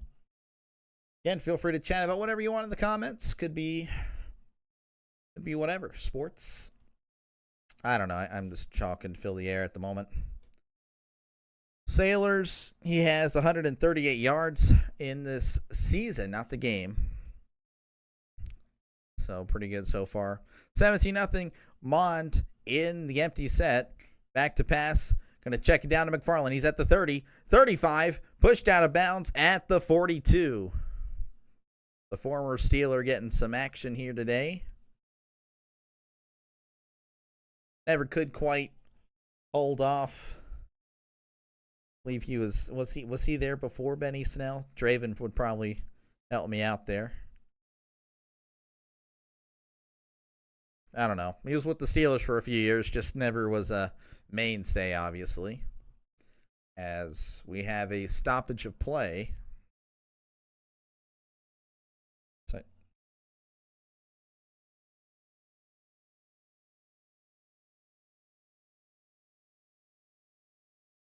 So we have another super challenge. I appreciate your commentary, just listening while I do my programming assignments. Hey, thank you. Thank you very much. Geist Noir. I really hope I pronounced that correctly. You're very welcome. I'm flattered. I do, I'm not saying that I'm a professional or anything, but I did get a part-time gig at a radio station, so I kind of have a little bit of experience there. And I also call high school football games for a little local network. So this is my first football game I've done since, I guess, early November. The local high school here, they did not make the playoffs. So this is my first game since then. Trying to get myself back in shape, I guess. I'll try to do as many UFL games as possible, especially if they're not going to be on the local networks. I'll definitely try to provide this access to you guys. I mean, me personally, if I wasn't a clown, I wouldn't be paying for YouTube TV, and I would just have the local stuff. So they actually are going to reverse this call. It was offensive pass interference. Again, you can challenge penalties, I guess. And they're going to back them up a few yards instead. That wipes away the nice gain by San Antonio.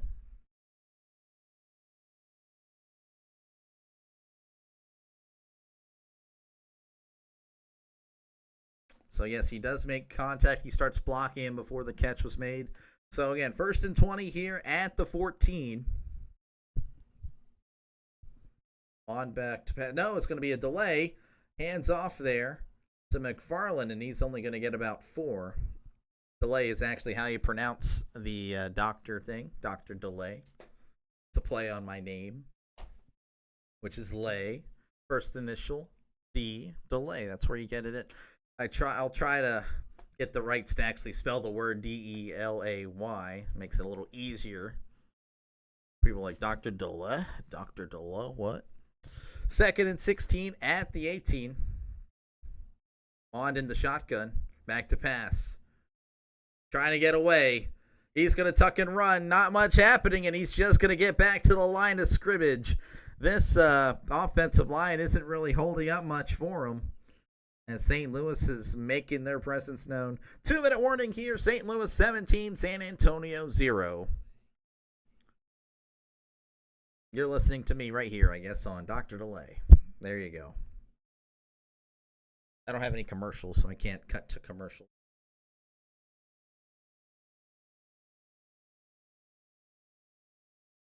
Yeah, and if you're not subscribed and you think I'm doing an adequate job, feel free to leave that subscription. It's not like it costs you any money. I know some of you guys will act like, I press that button, it's going to take and eat away at my soul. I get it. Actually, I don't get it. No, I do get it. Cool. You don't have to. Just promise me, and I say this every time. Just promise me if we ever cross paths again, that you subscribe then. All right. I know it's more of a lose-lose on my part. You should subscribe now. Click it right now. But if you don't, and you see me in the future, do it then. Okay. I think that's fair. Because 2 times, that's not just a coincidence. It's fate. You were meant to. You pronounce the name right. You definitely have the voice for this type of thing. Well, yeah, it's all fake. This is a fake voice. You know, because my voice, it cracks and it's pretty monotone. Realistically, it's not really great. It sounds nasally. It's terrible. Even my announcer voice is still, it's still like not great. And ideally, like if I can try to hold this one for a longer set of time, and that's honestly the goal. If I can try to get 3 hours of this one, then then I should be like on CBS or something. But it's really hard to hold that longer than a few minutes. So I focus more on that than the actual play-by-play. But thank you, I appreciate it so much. It's very nice positive vibes. So the stats here, St. Louis 24 plays, 192 yards, 15 minutes of possession. I didn't quite see San Antonio's there, but it was not pretty. 3rd and 16 at the 18. Come on, back to pass, throwing it past the 6. It's caught, tackled at the 36, I believe. That was huge. It might have been at the 40. I don't know. I'd have to. I'll wait and see. 36, yes. Again, I appreciate Kellen Mond not doing the typical, it's 3rd and 16, 2-yard out. No, he's actually throwing it there. 1st and 10, quick pass here to number 13. He's going to run out of bounds. Does he get close? He does get close to the first down. I don't know if they're going to give it to him. He does get out of bounds. So it's going to say 2nd and 1. Despite the throws across the sticks, he's only 7 for 13, 56 yards. So he's only doing that on 3rd down. But again, that's better than some of the crap I see on Sundays. 2nd and, I don't know why they're saying 2. 2nd and 1 at the 45. They need to get to the 46. Handing it off here to number 6. He's across midfield. He's got the first down. They're pushing. They're shoving. He's at the 40. They're still pushing at the 38. They're just going to blow it dead. Now he's brought down. No, he actually wasn't. That was a lineman. He's still up. But they blow it dead as they cross midfield. And they're trying to get some scoring done prior to the first half because, again, they've looked pretty lethargic so far. 1st and 10. We got a stoppage of play. We have a timeout by St. Louis. So whenever San Antonio gets some momentum, St. Louis is like, hey, we got to talk about this. 1 minute, 23 seconds left in the first half. 17-0 is the score. St. Louis, of course, leading. Philip had money on the Battlehawks, and right now they are making his bet look a lot better as, again, they're up 17-0. Battlehawks, 9-point favorites. The over-under was 40, apparently.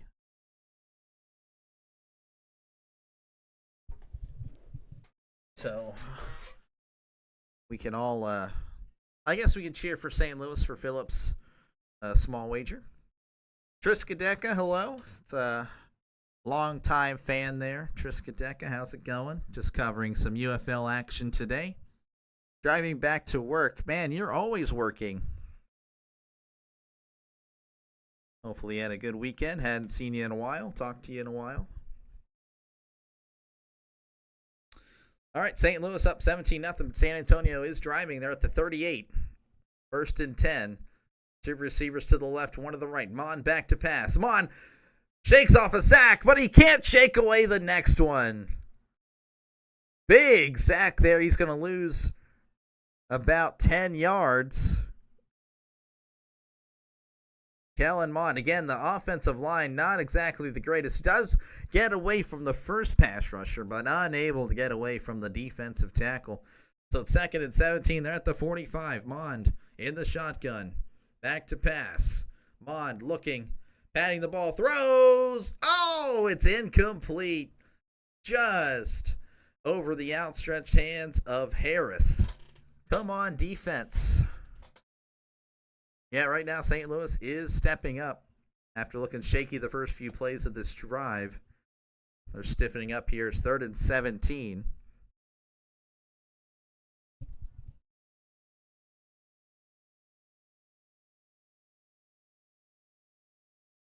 Third and 17. They're still in the huddle at 5 seconds. They're going to have to hurry up. They might have to take a timeout here. And, yep. Look at that. Timeout, San Antonio. Pirates had a lucky break, only giving up 3 runs late after a very good outing by the starting pitcher. Yeah, Draven told me about the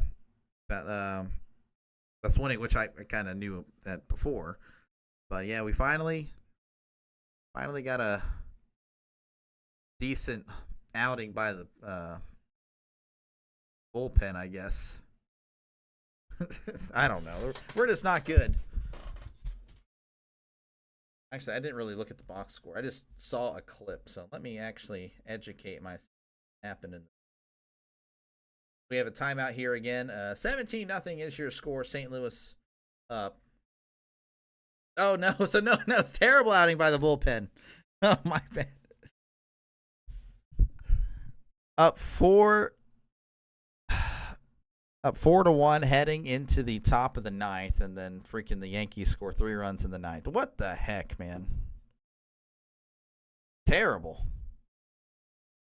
Celtics are putting on the Wizards tonight. What's your team in the NBA? I'm a casual NBA fan. I would say Sixers. They're trash this year. I'll get into more of that a little bit. 3rd and 17 at the 45. Mon back to pass. Looking, throws, it is caught at the 20, tackled at the 15. What a huge play by number 16, finding the open space. St. Louis can't believe it. The defenders are talking a lot of noise. They're going to end the hurry up, so I'll get the Sixers' thoughts here in a sec. Not really much to talk about. 1st and 10 at the 15. Mon just going to hand it off. I don't know if that's the right choice. They're only going to get a few yards here. So now I imagine you want to hurry this up. I mean, you have a chance to score a touchdown. Joel Klatt's screaming the same thing. Joel and I need a show together. I'll have to contact the Joel Klatt show. 2nd and 8 here at the 13. 20 seconds just off the clock ever since he was tackled. Mon looking, throws it to the end zone. That's way overthrown, incomplete. That's probably what you should have done on 1st down to stop the clock and everything. That was terrible. Triskaideka, the Steelers. Steelers with their terrible. Well, they got the black and yellow, albeit maybe the little inverse on the colors with the yellow jerseys and black pants. Though they have a black helmet. Though it's matte, not the shiny. Steelers defense. Oh, Steelers defense. Yeah, on a 3rd and 17. That's what we do. 3rd and 8. Mon back to pass. Throw into the end zone. It is in and out of the hands of the receiver, number 13. Can't give you the name because I don't remember. So it looks like San Antonio's going to have to settle for 3.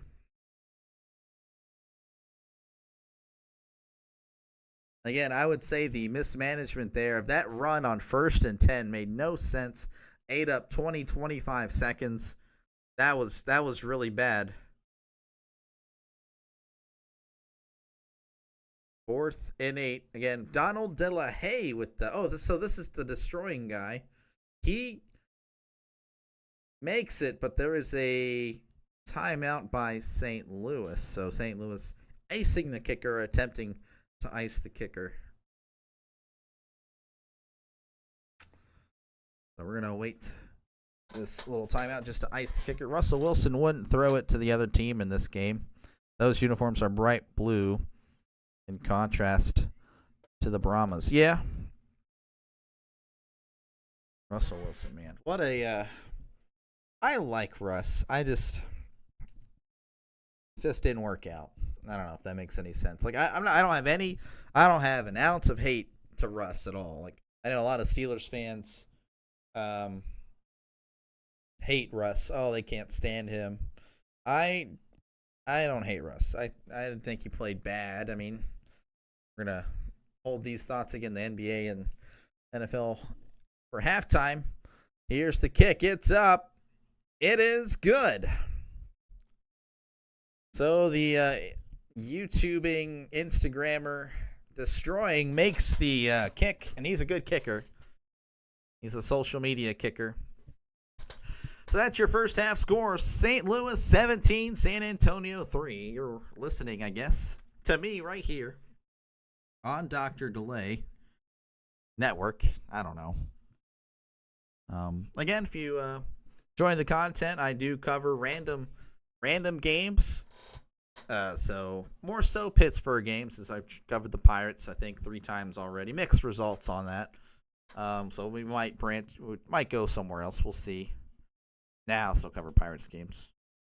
But yeah, feel free to hit the subscribe button.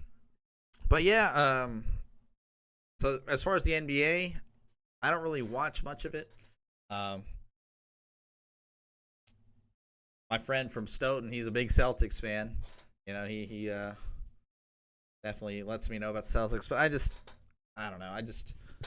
It's not the same. I'm kind of tired of the like constant threes and like the flopping it's just not that great. When I felt like I was watching it growing up, it was a lot more intense, a lot more entertaining, and a 3-point shot actually meant something.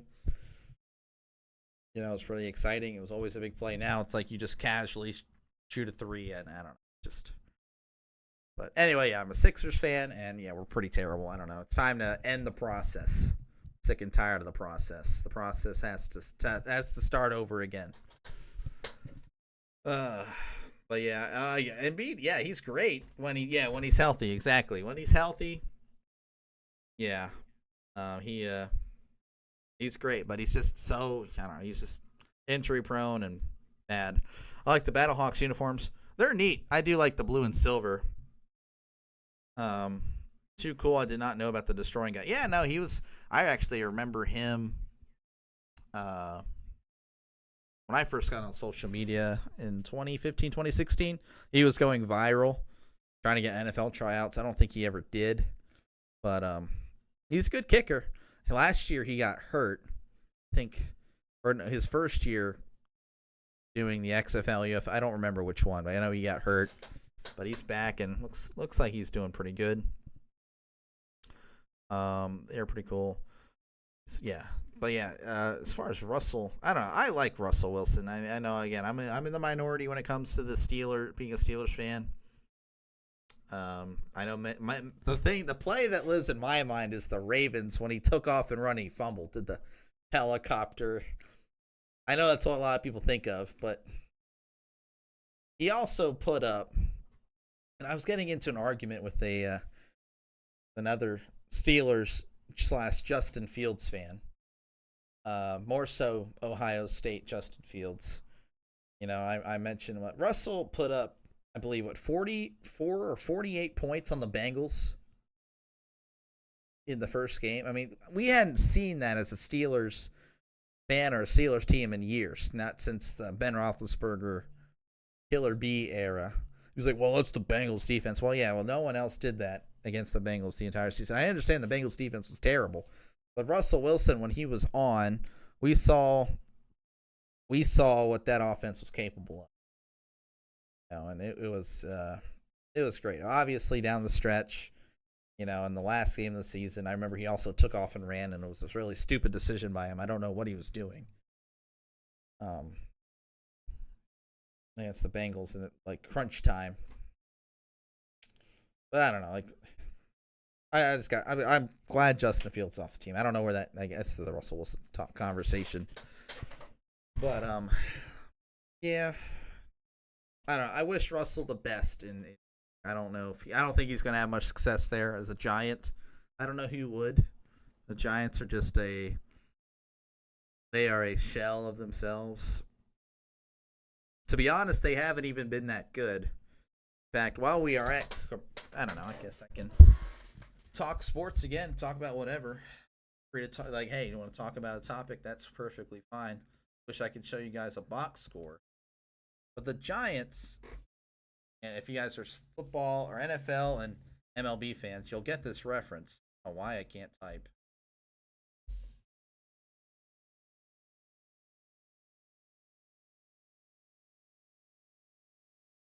There we go. Giants. So I would say year by year record. The Giants are closer to the Miami Marlins than they are being actual legit franchise. Yeah, this is completely random, I know. But look at this. Since I was born in 96. I would say I was sentient when I was 4, but honestly we can go to where my first game I remember, I think, was 2002? Trisk, you would know.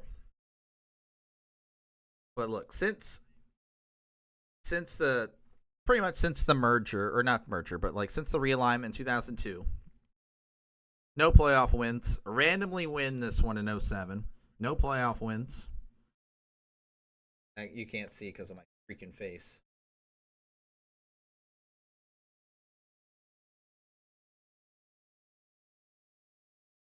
But yeah, nothing. They had 2 fluky seasons in 2011 and 2007. But it didn't win anything pretty much since 2002. They did win this one playoff game in 2022. But, yeah, I would say, again, I'm just hating on the Giants for no reason. Because of Russell Wilson. How is that new to you, Chair? You can probably hear it. Thank you. It's better than the previous one. I will say that much. It is not the greatest chair, but I am thankful for the improvement. Because the other one, I was having back problems within 10 minutes of sitting in it. Anyway, so back to randomly hating on the Giants. Yeah, I don't really think they're all that great. I don't know where that came from, but we're going to just randomly hate on the Giants. And we're going to move that ticker too.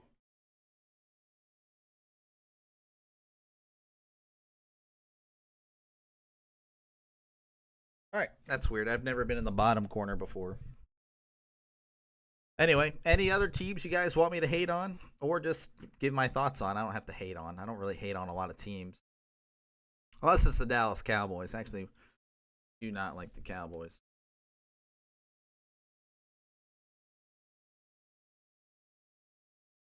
But it is a commercial break here. 17-3. I am now covering. I guess I can move it back.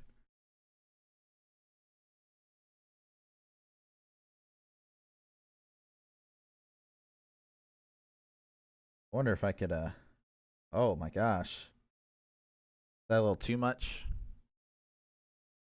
It's fine. That'll work.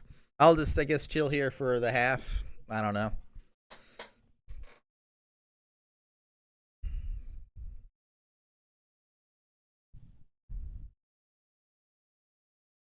I have no idea what to talk about.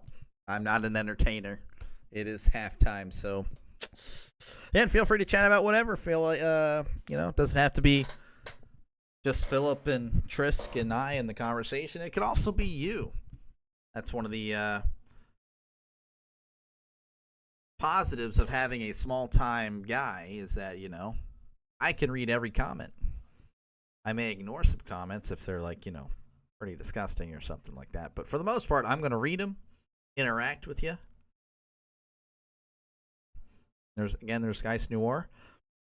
He's listening as he works on programming. That's pretty cool.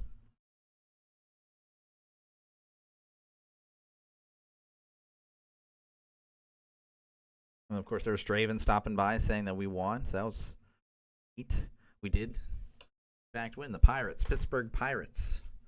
Those lovable losers. I don't even know if they're lovable. They're just losers. But they won today, beating the Yankees, which I imagine, Philip, you're happy with that. If you're from Boston, you're probably a Red Sox fan. I had a guess. I could be wrong.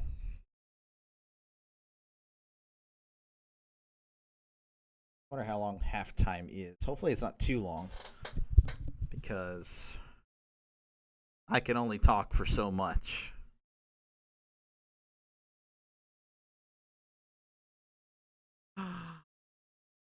I just had an update, I guess.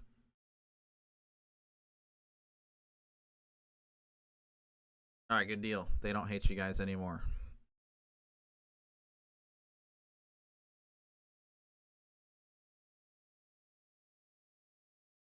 Yeah, we'll just leave it like that. I'm ignoring this comment, this one. Okay. Thank you, sir. All right, just to talk, I guess, about the sports, talk about the game. San Antonio and St. Louis, time of possession is pretty similar, as you can see on the screen. 14-20 for St. Louis, 15-40 for, oh, shoot. Gosh dang it. 14-20 for San Antonio, 15-40 for St. Louis. San Antonio, of course, with the one more drive, but with 14 less points. So just not much happening there. 119 total yards for San Antonio. St. Louis with 192 yards per play. Obviously, it's been one-sided there as well. 8 yards per play for St. Louis, 4.1 for San Antonio.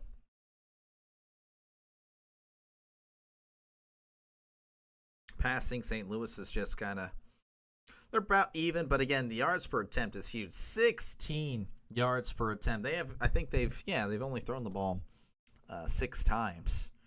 He's 5 for 6, I believe. Yeah, 5 for 6, 96 yards. Mond is 9 for 18, 78 yards. It's a pretty one-sided affair. Yeah, laughing emoji. Yeah.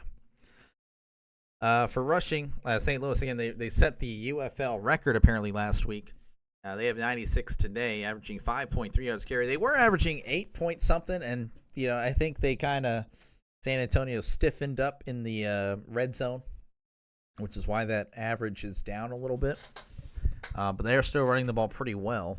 2 rushing touchdowns for the Battlehawks, nothing for the Brahmas. And no turnovers in this game, though we had that one potential turnover down near the goal line. But ended up being a touchdown. I am at 99% in basketball. Yeah, I was talking about my bracket earlier. I have all Elite 8 wins and Final 4 wins. I have Houston. Well, I am at 97%. 97% for Dr. Delay. Oh, you can't. Jeez.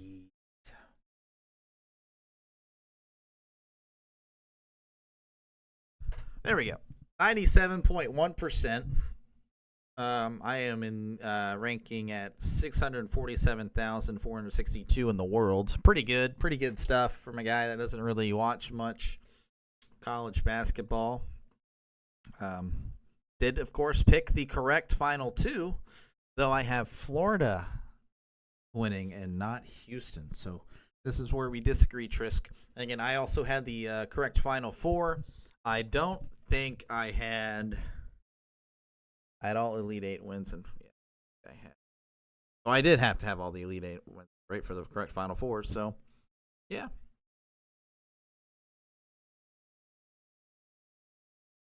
Wish I wasn't high on St. John's.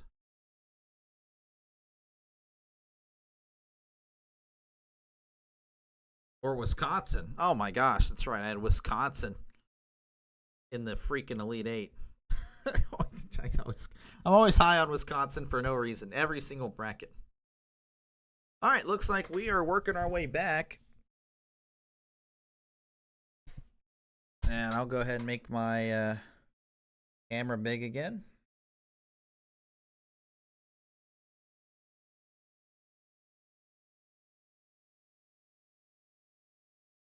All right. And we're back to an interview. Here's Wade Phillips. He's looking very old. Kind of sad. Just everybody's just getting older. Go Cougars and not Buna. Yeah. Yeah. Sure. I say forget them both. All right. I guess the kickoff already happened. They are at the 30-yard line. This is St. Louis starting off the second half. 1st and 10 at the 30. Under center is Wilkins. He's going to hand it off here to number 1. He's at the 35, and he's going to be pushed out of bounds at the 38. Gain of 8. High on Wisconsin because you like cheese. That is not the reason I'm high on Wisconsin. I just, for some reason, always think every time they're going to have a good run in basketball. I don't know why. I always pick them to win one more game than they should, or 2 more games than they should. So 2nd and 2. Ball on the 38. In the shotgun. 2 receivers to the left, 1 to the right. Wilkins going to hand it off here, and he's going to get the first down and a little bit more, powering forward to about the 43-yard line. That is number 41. Spins around as the camera shows his back name or last name. I couldn't tell you his name. Number 41 of St. Louis. And they're not even showing him on the offensive leaders chart. It's fantastic. Brand new set of downs for St. Louis. 1st and 10. Ball on the 43. Trips to the left. Receiver in motion. Wilkins back to pass. Wilkins met in the backfield. He is sacked. Number 52. Nice little bowling celebration there, knocking him down. That was the most quiet sack I've ever heard. Not much excitement. Not much nothing. The tackle just got beat, number 61, or that might have been the guard. Oh, that was the tackle. I feel like tackles should have should be in the 70s, just saying. This looks better. Anyway, 2nd and 17. Wilkins hands it off to number 41. He's at the 40, at the 43, crosses the 45, and that's where he will be tackled. And we do have a flag. Oh, my voice. Oh, don't dare die on me. And we have a holding call on St. Louis. That's going to back him up 10. It's because I'm having this coffee with a lot of creamer. I shouldn't have sugary stuff when I'm calling games. Not what you want when you're speaking. Never. Never. And I learned that in theater in high school. No, I was not that much on stage, so. So 2nd and 27.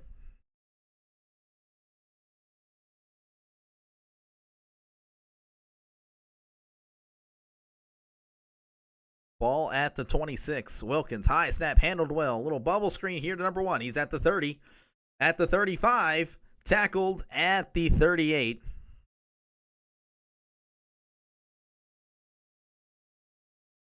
Gain of about 12. So it's a little bit more manageable here for St. Louis, though it's still pretty long. Brahmas defense allowed 33 points last week, 347 total yards. This week, obviously, allowing 17 and 210 yards. The defense looking pretty shaky. 3rd and 16 for St. Louis in the shotgun. Trips to the right, 1 receiver to the left. High snap, handled well by Wilkins. Back to pass. He's throwing it, and it's going to be caught for a first down. He's at the 40, tackled at the 37. He was just chilling by himself. Unbelievable defense from San Antonio. Of course, we have seen that on the opposite end. Of course, San Antonio converting on a long third down earlier in this one. Clearing out, yep. So he had two San Antonio guys settling in the same zone. So a little miscommunication there by San Antonio. 1st and 10 at the 37. Wilkins hands off to Sailors. He's got a nice head of speed. He's tackled at about the 30. It's a nice burst of speed there after the cut. Again, pretty good blocking here by St. Louis. Really, they're definitely living up to that reputation of having a very great run blocking offense. I mean, Wilkins has only thrown the ball 8 times, so you definitely see that they don't really need to rely on that passing game. So they're going to actually mark him at the 31, 2nd and 4. Wilkins hands it off to Sailors. He's at the 30. Oh, and he's tackled immediately at the 29. They went low on him. He took a hard fall.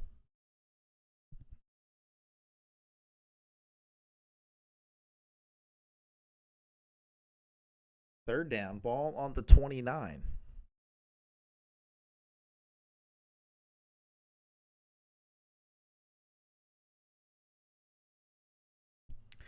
Third and 2. They need to get to the 27 to continue this drive.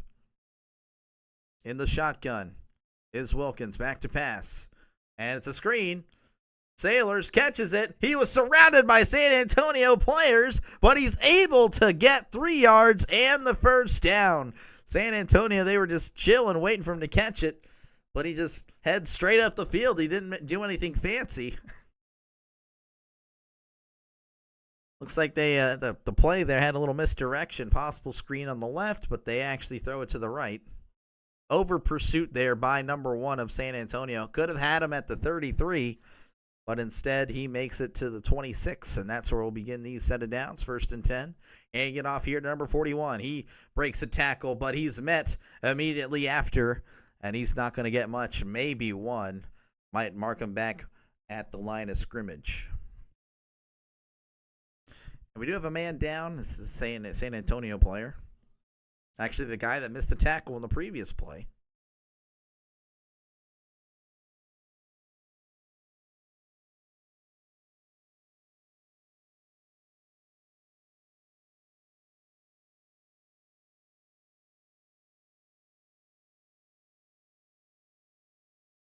And we are cutting to commercial break.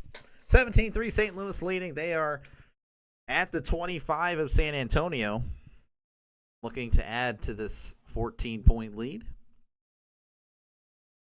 And once again, I'm going to do some more promotion here. Hey, if you just like what you see, feel free to subscribe. I know it's really hard for some of you guys to do. I totally get it. I took me probably well into my adulthood to press that subscribe button, learn how to press the button. It's really hard, but I actually got it for you. If you're watching on your phone, all you got to do. Okay, I won't actually do that. Okay, all you can do, you just click my profile pic, and then you hit the subscribe button. If you have it on dark mode, it should be a white button. You don't have it on dark mode, which I have it on dark mode. If you are living life on your phone without the phone being on dark mode, change that, because it's a lifesaver. It's no longer bright in your face, Dark mode is the way to go. Of course, if you're watching on a laptop or your TV, I'm sure there's ways to click my profile. Click it there and find the subscription button. That helps me out. It makes me feel pretty cool. Like, hey, I get to, show my wife later, I got a subscriber today. That's always a nice feeling. Again, I call random games. You can look at my previous history. It's been a lot of college basketball, which, of course, that's now ending. So, we're kind of transitioning into baseball. Which, again, you can recommend games. It's not just me. Like, I definitely listened to, Trisk had a recommendation, and that ended up being my most viewed stream, the Arkansas Texas Tech game. I wasn't gonna do it, but then he's like, "Hey, can you cover it?" I'm like, "Sure," and ended up being my most viewed stream, and that was really cool. Obviously, they came here for me, not the teams. I know I'm such a star, but yeah, if it's a game that you don't have access to, like, hey, delay, can you make that happen? And I will do everything I can if I have access to it, and I'm not working that day. I will cover the game. We are working our way back here as they show Batman, though he's dressed up as a Battlehawk. 2nd and 10 here for St. Louis. They are at the 25.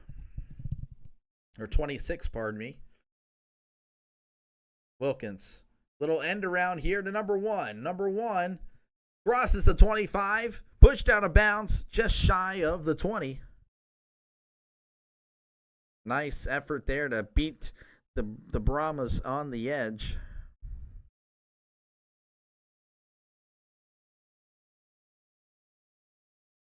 They're showing the Batman again.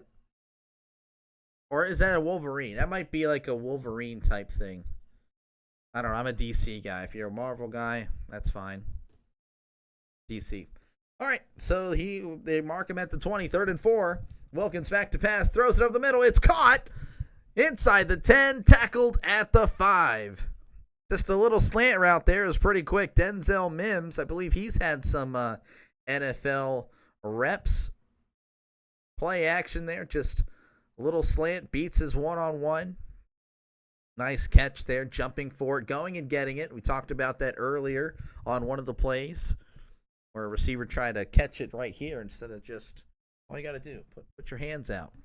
I was a receiver, good 80 pounds ago. 1st and goal. Hands off to Nailers. Nailers takes it to the outside. He's going to walk in. Touchdown. Touchdown, St. Louis Battlehawks. And it's now a 23-3 game. And it unless the Brahmas can get something going, it doesn't look good.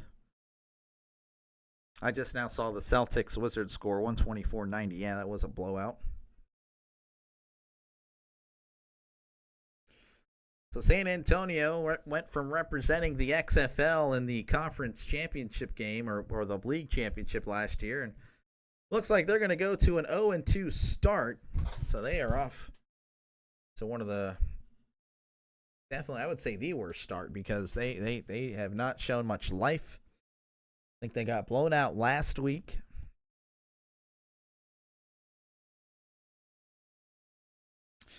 And St. Louis is going to go for 1.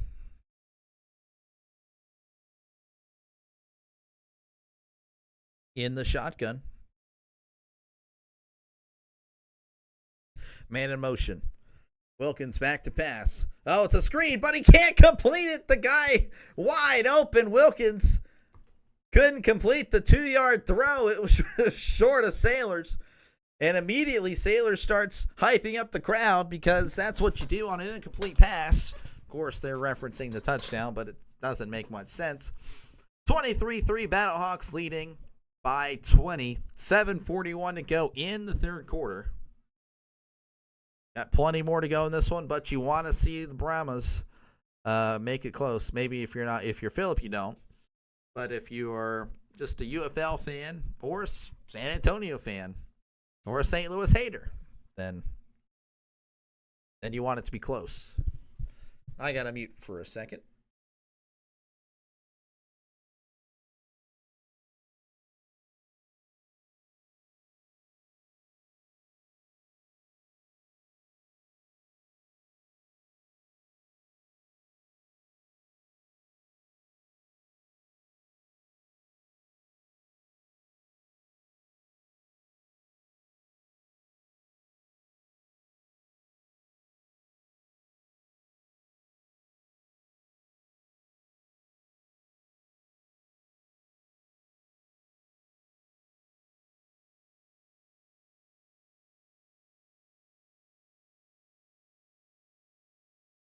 Sorry about that. Had to blow my nose. All right, St. Louis is pretty much running away from this one, 23-3. You'd like to see again San Antonio fight back, as they have just looked pretty pathetic.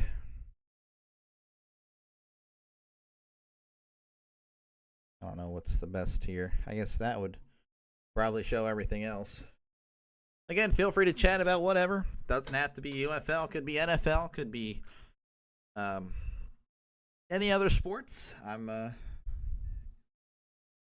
expert, I would say, in when it comes to the NFL and football, but you know, I definitely have knowledge in the other sports as well.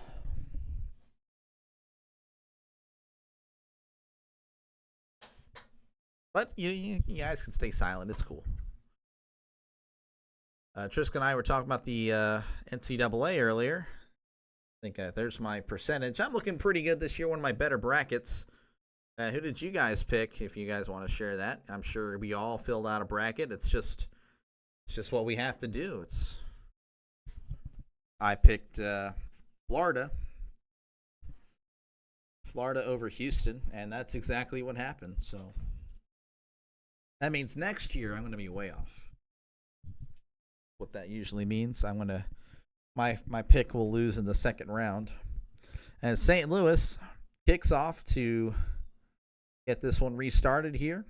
Fielded at the 10. He's at the 15, 20, 25, 30, 35. Nice return at the 40. Finally knocked out of bounds at the 47. So great return there by number 13 of San Antonio to try to help out his offense, as they've been struggling mightily in this one. Struggling to get the points for sure, as they only have 3. But even yards, only 4.1 yards per play. Definitely trying to get a spark going, as they are down 23-3. I need to shave this mustache. It's way too much. Feel it.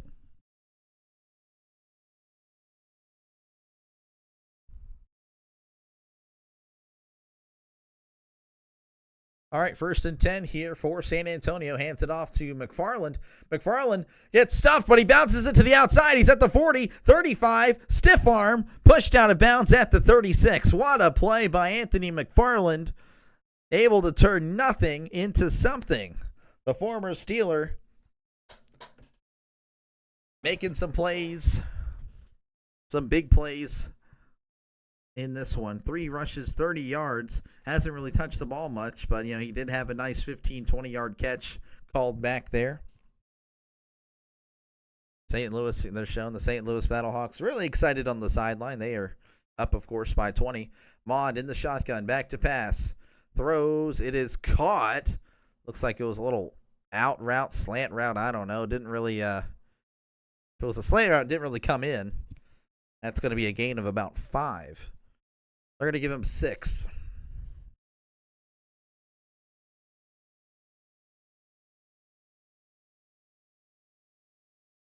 St. Louis fans are rowdy again. There was a former NFL team in that city at one point. Well, not former, but they are an NFL team, the Rams. Hands off to McFarland. This time he is met, and he will not be able to break free, as he is stuffed at the line of scrimmage.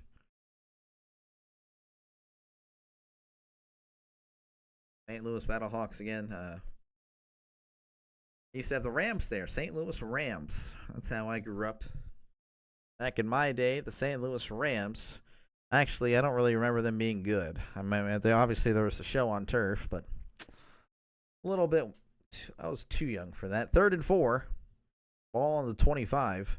Bond back to pass. Heavy pressure. And as a result, he has to just kind of get rid of it. McFarland is like, what are you doing? But he must have not seen the pressure. The pressure from St. Louis has been real today. They send 6 to go against the 5 offensive linemen. Actually, it was just 5. One of them faked blitz there and covered McFarland. Again, we mentioned earlier, San Antonio's O-line not exactly that great. 4th and 4, they are going for it. They need to get to the 21 to continue this drive. Mon back to pass. Looking. Throws. It is caught at the 15. Breaks tackle. He's at the 10. Cuts inside at the 5. Dives. He loses the ball. But they're going to mark him down at the 1. It's recovered by a Battlehawk in the end zone. But I think they're going to rule him down. Let's see here. They're going to show definitely contacted. He was down. His knee was down. But, of course, I've been wrong plenty of times in this one, even though I think I've been right. They just made some bad calls. Kirkland turning a 5-yard gain into a, 20-something yard gain.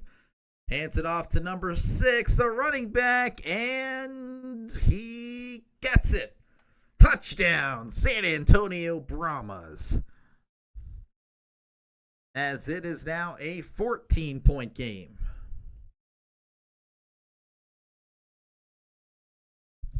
So San Antonio, they definitely needed that. They definitely mentioned it earlier that they were looking lifeless. They needed something, and they are able to push it across and get 6. They are going to go for 2.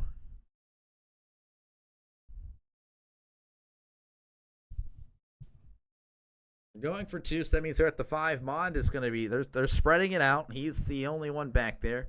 Empty gun. Mond back to pass. He's going to tuck and run. Quarterback draw, and he's tackled at the 1, so the 2-point conversion is unsuccessful. I don't know if I like that call. Mond isn't exactly the fastest guy in the world. As they show this nice play by Kirkland to turn a little 4th and 4 small gain into a 20-yard play. But we head to another commercial break. 23-9, St. Louis up by 14, but Brahmas kind of trying to keep pace with them here. So it was a 20-point game, but now it's only a 14-point game.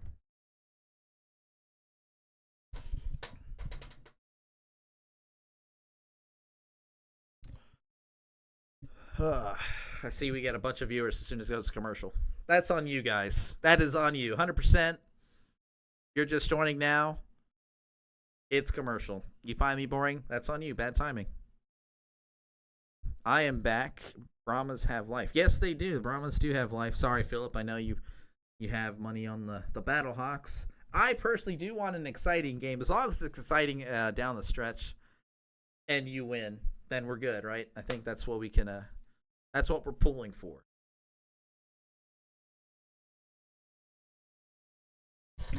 So 23-9, Battlehawks up by 14. Of course, it was a 20-point game previously. But the Brahmas showing some life here now in the third quarter. Hopefully it continues and not just a one-off. But the Battlehawks, again, they have a great offense. And I don't know, the Brahmas, they need to get a stop. They really need to get some defense going because St. Louis looks pretty unbeatable right now. I mean, they put up a lot of points, I believe, in there. I guess I can, while I have this time. Hello, Philip. Yeah, no, Tristan. Philip, hey, you guys probably get along.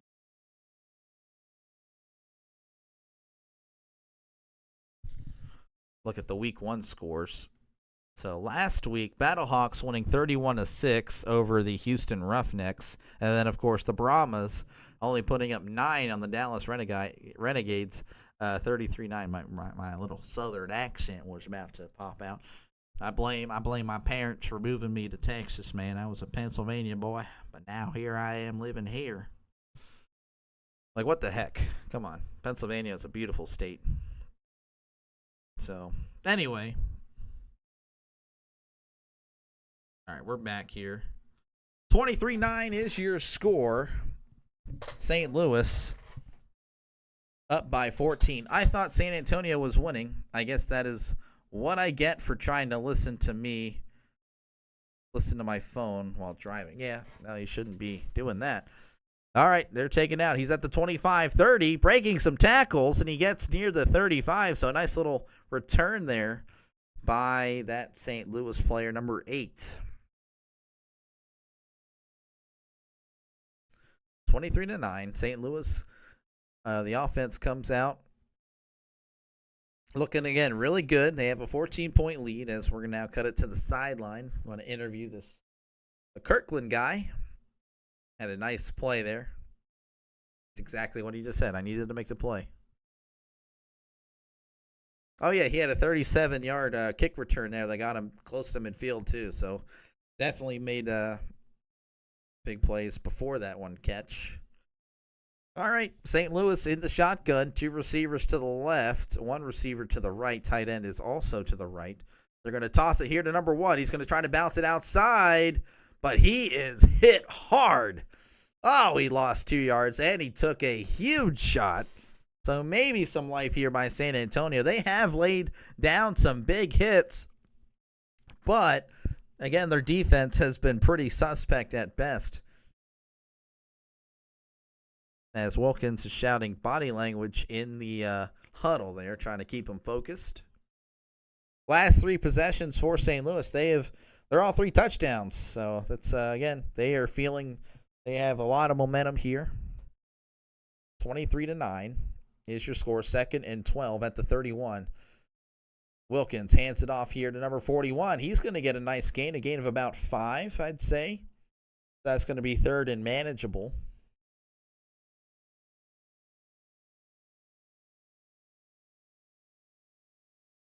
St. Louis trying to keep this momentum going. Of course, the person covering this game, me, wants it to be a good game, so hopefully San Antonio makes a stop. But, of course, Phillip is having money on St. Louis, so I'm pulling for Phillip as well. 3rd and 8. And there is a flag. It's actually going to be a false start here. That's going to back them up 5.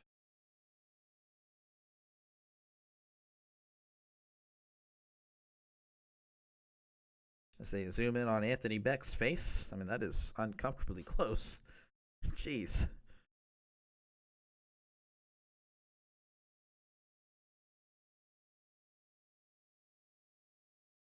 Third and 13 for St. Louis as they break the huddle here. Again, they are up.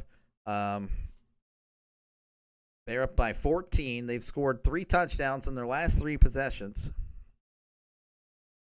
San Antonio playing very soft defense. Like the corners are off by 15 yards here. 3rd and 13. Wilkins throws. That ball is in the dirt. Incomplete. Had Sailors wide open, but the ball just couldn't connect to Sailors' hands, and that's going to be a punt there. As the clock continues to run, again, I don't really understand the non-stoppage of play there whenever it's an incomplete pass. You would think if this game started at 5:30 at the running clock that they would indeed be over with the game, but we're still in the 3rd quarter, so I don't know. That's pretty sad. That means these games are taking too long. We have a running clock, and it's still running the same time as the NFL. Here's Hoffrichter. Okay, that's the punter's name. That's a nice punt. Back at the 16. He's at the 20. And he is going to get to about the 23. Not much room there. So 23-9 is your score. 151 to go in the 3rd quarter. It's a 14-point game. St. Louis is up, but it is far from over. After that Duke game last night, I will never rest until I heard about that. I actually saw some screen grabs, of the score bugs. Like Duke was up like by 7 or 9 with 2 minutes to go, or even like 37-something seconds to go, and Houston coming back. Yeah, that's pretty crazy. But it's never over until it's over. Play till the whistle. Houston never gave up. And hopefully San Antonio doesn't give up. I'd like to see, again, I like close games. I like exciting games. I don't like blowouts. I don't really like high-scoring games, though. I mean, I know this isn't a high-scoring game, but, if it was like 61 to 50-something, okay. I don't think I've ever seen it score 61. But, I don't know. I don't even know I'm talking about that. 23-9. St. Louis up again over San Antonio. San Antonio forcing a punt for the first time since the first quarter. Just brief stats here again. St. Louis controlling the time of possession 25 minutes to 17. Total drive scores, they're the same. Plays about the same, 39 plays for St. Louis, 35 for San Antonio.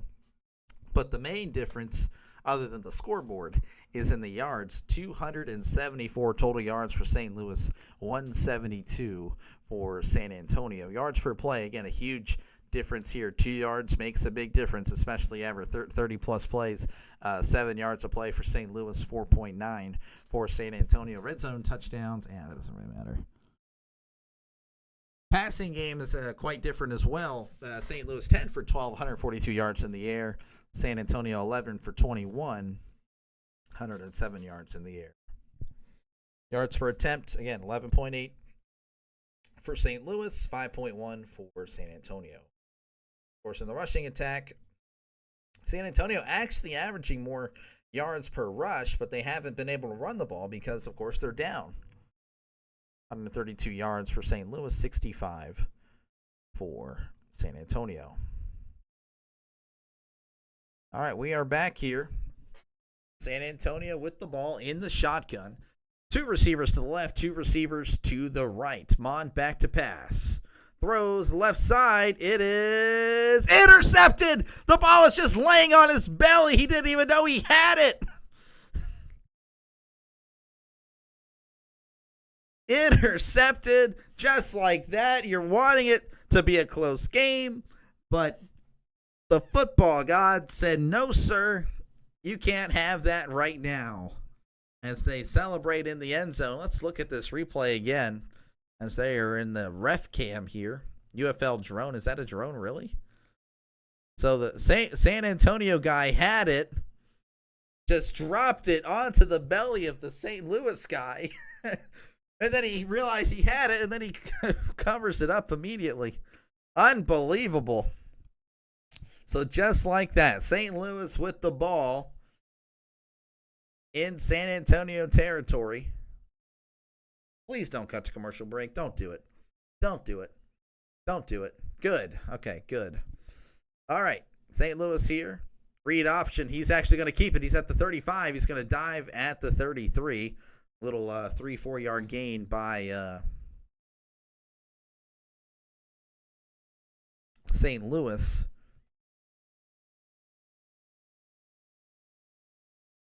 Second and 6 here for St. Louis. They're just showing this guy on the sideline. I'm imagining they're not in formation yet. No, they are. Okay. In the shotgun is St. Louis. 2 receivers to the right, 1 to the left. Here's Wilkins, back to pass, play action, throws to the left side. It is batted away by the San Antonio defender, Steele. That's a great last name and a great play. They were both handsy on each other. The receiver asking for some flags, but they were definitely pushing each other off. Steele just wins.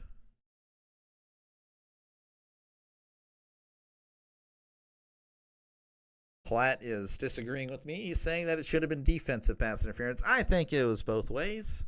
Both of them pushing each other. 3rd and 6.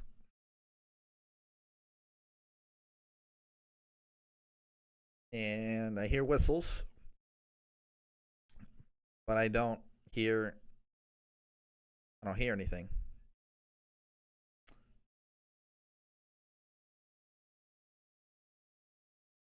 Okay, so they're going to challenge the play. Again, you can challenge. If you win your first challenge, you get to have another challenge, and it's going to be a...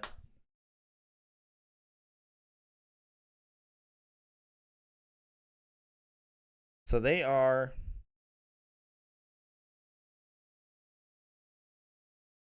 So Dean Blandino is saying there's a little tugging, more tugging on the defensive side.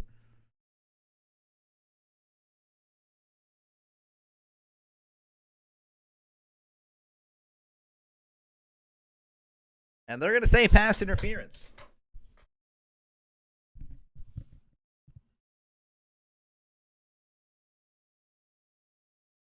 So they are indeed. Again, it's a neat little thing, I guess. They are challenging penalties or non-penalties.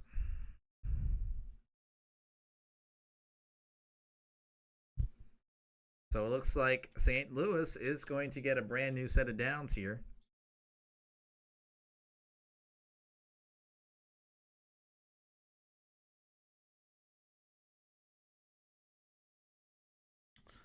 So defensive pass interference for San Antonio. That is announced. Wade Phillips he can't believe it.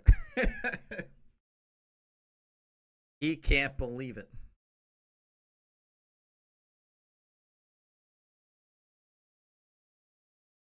Jeez.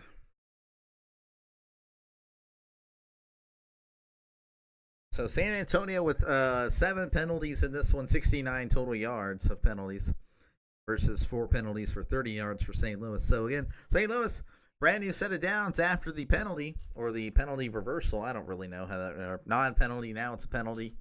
Whatever. 1st and 10 at the 17.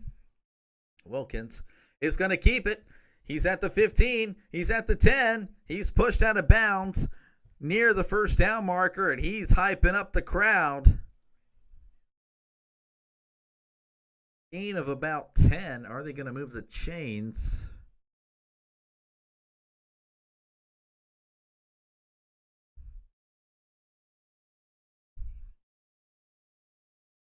Wilkins not the fastest quarterback I've ever seen, but fast enough to get, I believe he's going to be short. I don't know. We'll find out, of course, as they head to commercial. It's the end of the third quarter. St. Louis currently in control and up over San Antonio 23-9.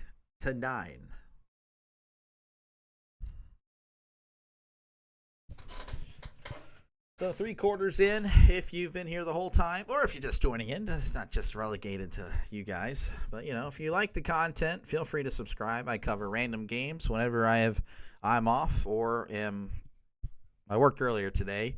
But, obviously I wanted to do this, see how it went, and I would say it's a success. Pretty happy with the turnout. Feel free to hit that subscribe button. I know it's really hard for some of you guys. You don't know how to do it. It's really challenging. I get it. I totally understand. But I believe in you. You'll find a way to hit that subscribe button. Again, feel free to chat about whatever. Sports related is more encouraged than other topics, I would say. But you talk about other topics, I guess. I don't know.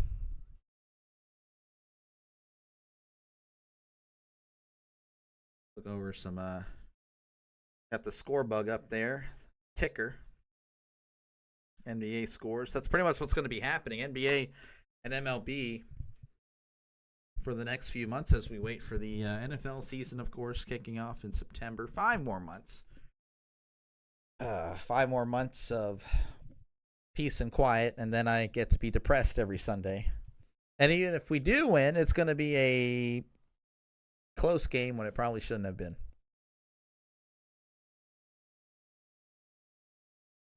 The Royals up 4-1. I guess all the Sunday games are over for baseball. I guess there's the Sunday night baseball. I don't know.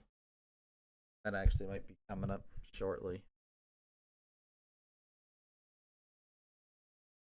Okay, so the Sunday night game is Red Sox Cardinals. Red Sox up 11-2 in the Cardinals. Oh my goodness.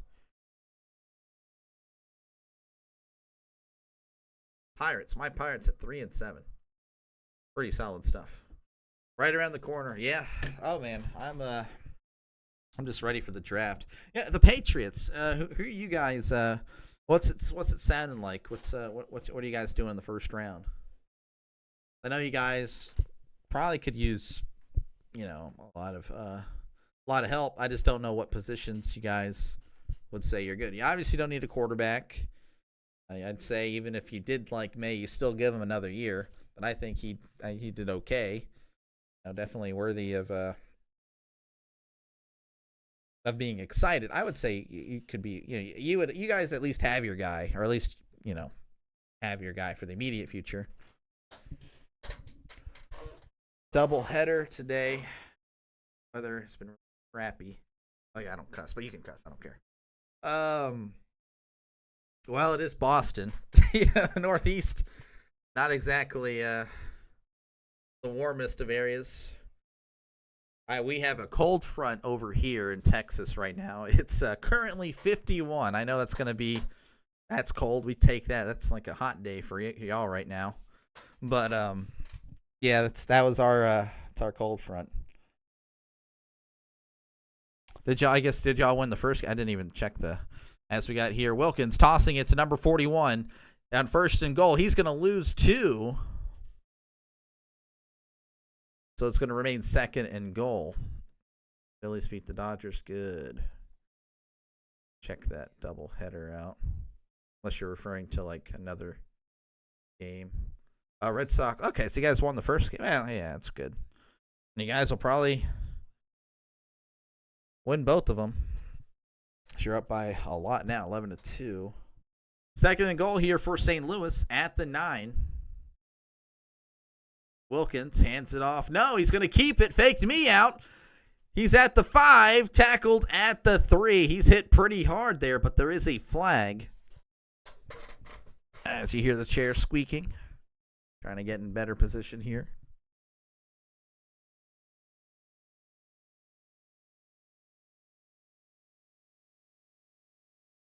And there's going to be a holding call on St. Louis, and he's just, you can't believe it. What is the weather in Boston now? Actually, it might be the same storm system because I know that storm system was like extending really high up there. We got tons of, the weather actually was really nasty last night and yesterday. Now that storm system is not, I guess it is raining a little bit, or was earlier today. I think it's coming your way. It's going to be snowing. It might snow up there. I don't know. You know more about your local weather than I do. Second and goal at the 19. Wilkins back to pass. Here's a screen to Sailors, and Sailors is going to lose a yard. So, again, really good defense here by San Antonio. You know, they allow a lot of the chunk plays, but for the most part, you know, they keep the ball in front of them. Just the chunk plays are really killing them. It's pretty bad. May is okay, but the jury is out. They need to draft some offensive linemen for sure. Offensive linemen are really hard to come by in today's game because we're finally getting an offensive line that's okay, but it's been years since we've been, you know, good up there. Third and goal here at the 20. Wilkins is going to take what's in front of him. He's at the 10, at the 5, tackled right there at the 5 as Sutherland pointing for a first down, but it's fourth and goal. So I don't know if he is aware of the situation. Awareness rating in Madden. If he makes Madden, not good. I would put him at a 0 for that. If you point for the first down and it's not a first down, especially when it's not even close. So fourth and goal here. Blankenship, he's already made his first. That was from 45. This one's a 24, and it's right down the middle. So you'd imagine he's going to make it. Here's the kick. It's up. It is good. 26-9 is now your score. St. Louis, but there's a flag. Hold on. Hold the phone. I was about to.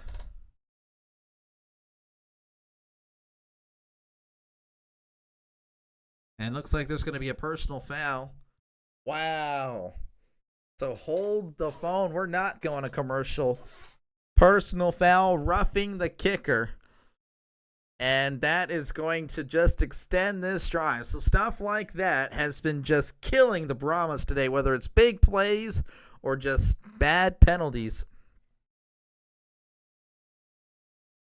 So here we're going to get a shot. Oh, kind of trips him. Yeah, so he went obviously diving from the corner. And then the legs kind of take out Blankenship's plant legs. That's tough.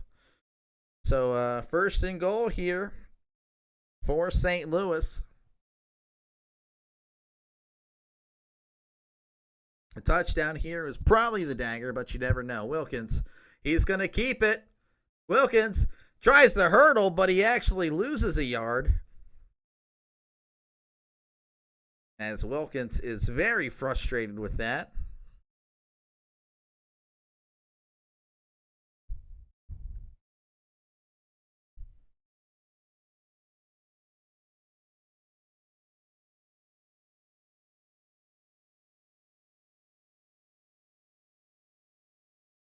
As we are coming back to action here. 2nd and goal at the 3.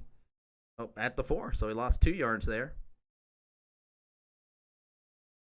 And there might be a delay of game. No, they're not going to call it. Wilkins rolling to his right. He's moving. And he's going to throw it out of bounds as he's sacked. Is there no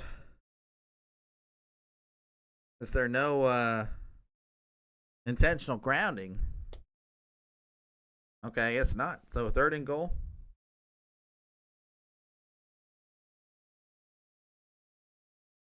3rd and goal here for St. Louis. They're resetting the play clock for him. It was ticking down. Wilkins, 12 for 15, 162 yards. So as a passer today, very efficient. Even as a runner, he's been pretty good at the good decision making. 3rd and goal at the 4. Wilkins in the shotgun, back to pass. Throws, it is knocked away at the goal line, incomplete. So looks like it was all for naught, as St. Louis will once again looking at another 4th down here, though I imagine they're not going to go for it.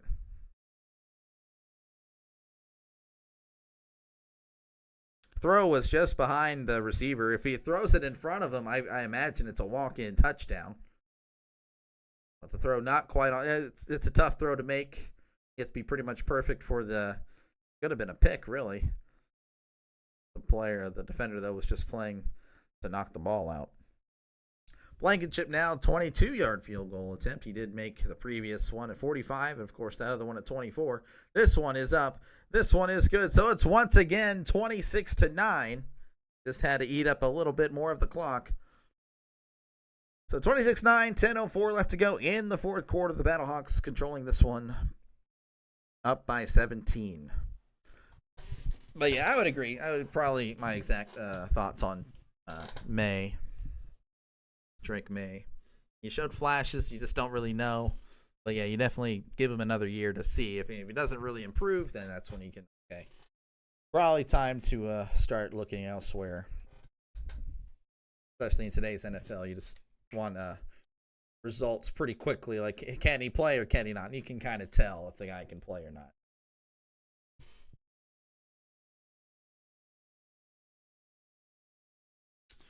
So, again, thank you guys for tuning in. This is just, I'm just chilling, just calling random games.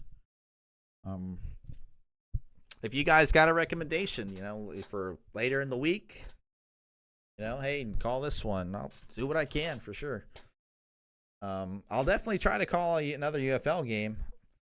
I actually don't know what the TV schedule is looking like going forward. Imagine they'll tell me here. Week 3. Fox, ESPN, ABC. Okay, so I'm probably not going to get good numbers next week, but if you guys want me to, I'll do it.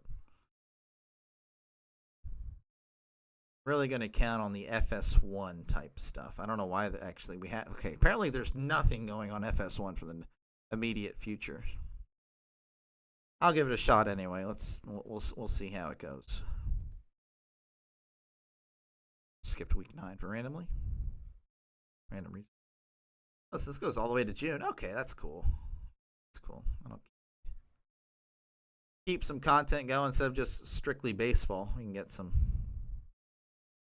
Because baseball can be pretty boring, I'm not going to lie, especially if your team is getting wrecked. Like, the last game that we...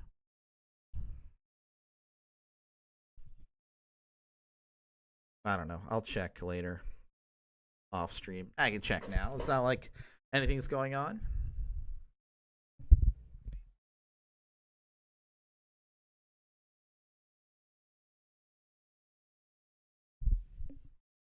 Yeah, I think it was this one. Just that was a disaster. Yeah, I was yawning through the 5th inning. We were just getting destroyed. So yeah, if you guys definitely have recommendations, definitely do these streams. All right, I'll do it, man. I'll do it. I'll be sure to. I'll guarantee. I will do my guarantee of one UFL game a week. I will for sure do that. Okay. And I'll try to do at least one game a day whenever it's Friday, Saturday, Sunday, depending if I'm working. Actually, I can't give you Fridays. I work Friday nights. Fielded at the 8, 20, 25, makes it to the 30, gang tackled at about the 33. So Friday nights I can't do it. I'll do what I can, if I'm not working, and the wife, she's got nothing planned for us. Then I'll be here. I'll be here for sure. All right, so out comes Kellen Mond and the Brahma offense. They scored on the previous drive, but still been pretty shaky. He's 11 for 22, 123 yards and a pick. Previous drive other than the pick. Mond hands it off here to number 6, and he's got a nice gain of about 9. I subscribe to the content. Thank you, Philip. I appreciate it, man.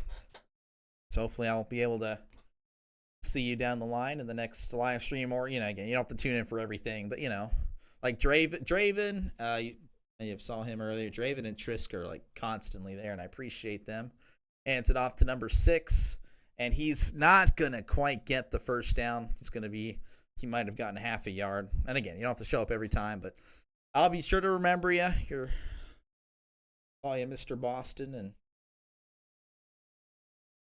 you're a Patriot, Red Sox, Celtics fan, which most people from Boston are. Even my friend from Boston is, of course, the same. All right, 3rd and 1. Possibly a tush push. They are going to do it. And I don't know. They didn't really get much. They got maybe half a yard. Oh, Philip, what is your opinion on the tush push? They're going to give him the first down. So I'll be straight up. I won't wait for your answer. I hate the tush push. I can't stand it. It's not a football play. That is rugby, and we don't play rugby. But if you like it, hey, that's cool. I'm not exactly going to make a big stink about it, but I think it's a cheap play personally. 1st and 10 at the 44. Mond back to pass. Throws to his left. It is knocked away. Underthrown. Could have been intercepted.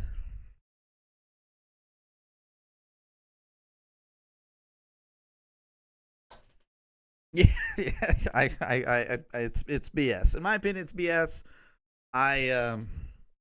But again, I know a lot of people like it, and they're gonna keep doing it. My main issue, honestly, is that hold on. 2nd and 10 here at the 44. Mond back to pass. He's moving to his right, evading pressure. He's going to start moving. He's at the 50, 45. Runs out of bounds at about the 43. Honestly, like with the tush push, they don't call so the offensive linemen are literally offsides. Half of them are. They're like over the ball. They move early most of the time. It's they need to call it right. It should be a false start plus or offsides. One of those two every time, but they don't do it. It's usually, I don't know. It's just dumb. They need to call it right. 1st and 10 here at the 43. Mond handing it off to McFarland. McFarland showing his nice moves. Hit the 40, 35, 30. Still on his feet. Tackled at the 27. McFarland, he is a great player. Definitely seeing why he was in the NFL for a few years. Just really couldn't break through of that Steelers running back room with James Conner. Was on the team. I don't think he wasn't there with Le'Veon Bell, but he was pretty solid here. Handing off to McFarland. He's got some speed again. Plowing forward. Tackled at about the 19-18 yard line. But yeah, I think I'd be more okay with it if you didn't have the people pushing him behind. And of course, if they were to actually properly call, oh yeah, the offensive lineman's literally offside, so back him up 5. Or if they move early, 5-yard penalty. Like if they did it perfect, if they actually had proper technique, I'd probably be okay with it. But they never do. Hands it off here to number 6, keeping it on the ground here, and he's not going to get anything. In fact, he may have lost a yard.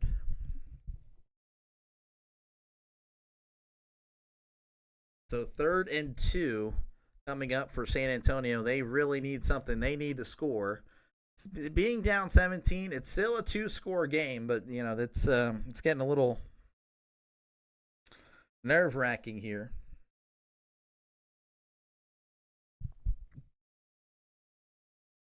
Third and 2. On back to pass. Screen pass to number 6.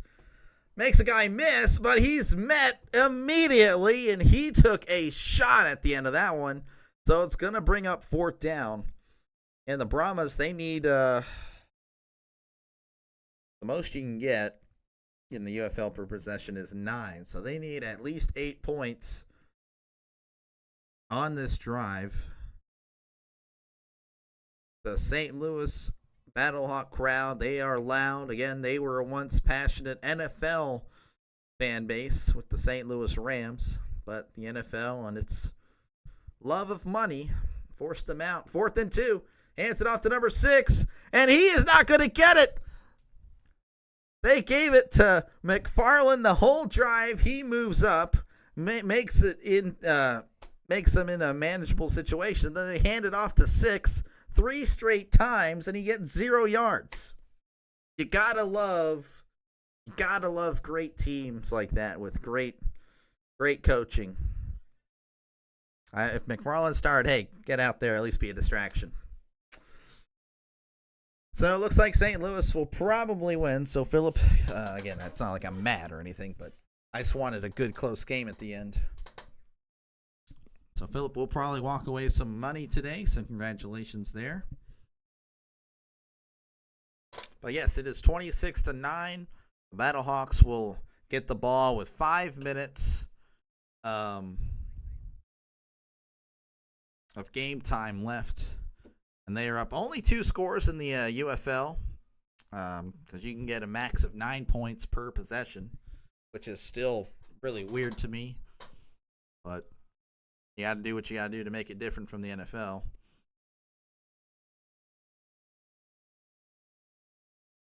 Honestly, what they should do is just make it to where like it's NFL rules from like 2000 or something. Like, kickoff from the 30. Don't have that garbage kickoff where everyone's lined up at like the 40 or whatever. Hard hits, no I don't know. That wouldn't be fun. That would be awesome, but I guess, I don't know. It is what it is. That's how I would do it. Did you see Duke collapse? I did not watch. I just heard about it. And I was shocked, though. I'm not going to lie. I know I picked Houston to beat Duke in my bracket. But I really expected going into last night that Duke was going to cruise, and I can't believe it. They were up by 7 or 9 points with just a little bit to go. I mean, yeah, that's a choke job. Of course, I heard that there was like this controversial foul where like Flag was trying to like reach over this one guy to get the ball or the rebound or whatever. They called it on him. I don't know. But I'll definitely I don't think I get the viewers tomorrow, but I might do it. If I got nothing going on tomorrow night, I might just go ahead and do it. I don't know. I feel like most people are going to be watching it though. That's the thing. I don't know. We'll see. That's something I may do like a half, and if I don't get the numbers, I'll just call it at halftime. I may watch though. I might just straight up watch it. Don't even stream. All right, so they have Max Duggan in at quarterback for St. Louis as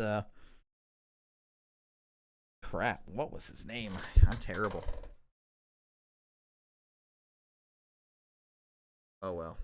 I feel so bad. Duggan's going to hand it off here, and they're only going to get about 2. Wilkins,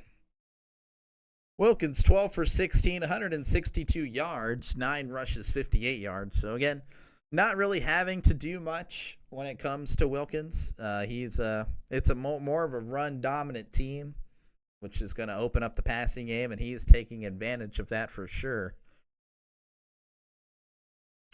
26-9, of course, 4:30 left to go in this one, and it is counting. going left to right on your YouTube screen. Duggan hands it off to number 25. 25 fighting forward, lost about a yard, but then he fights forward to the line of scrimmage. And we got extracurricular activity, the late shoving there on the ground. And they're not going to call anything, I don't think. Do the game tomorrow. That would be cool. That's a tough one, Philip. Tough. I might. I can't. I won't promise. I won't promise it, but I will do what I can.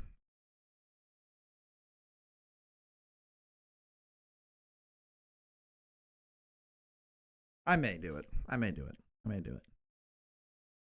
bet it would be fun. It would be fun. Honestly, yeah, I'll do it. Barring anything, in real life happening to me.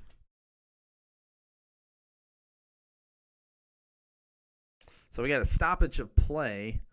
I believe it might be an injury. I'm not too sure. Okay, so it's a San Antonio timeout. So San Antonio, again, they do have a chance, of course, to win this game. It is only a 2-possession game, with it being, you can score 9 points per possession. So I guess San Antonio is starting to use their timeouts here. 3rd and 8 here. 4:16 left to go in this one.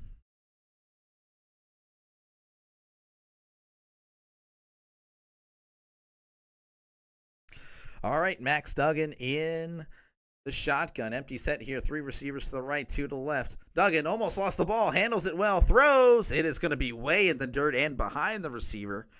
I think he had to speed everything up because of the bobbled snap. And there is a flag. If this is on San Antonio, I can't believe it.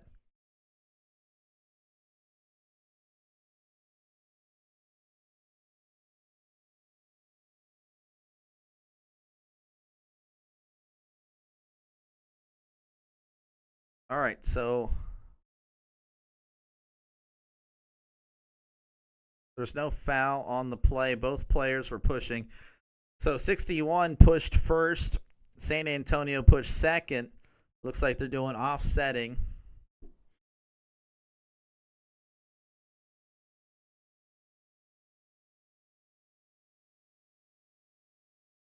So 61 trying to... Oh, 61 trying to do the sell job there. So 61 kept pushing well after the play was over. And then the defensive tackle pushes him back, and then he flops.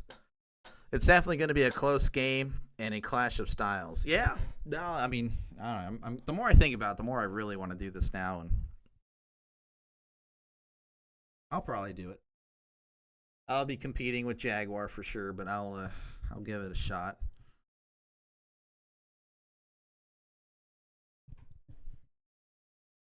So showing Wilkins again, like just taking advantage, of.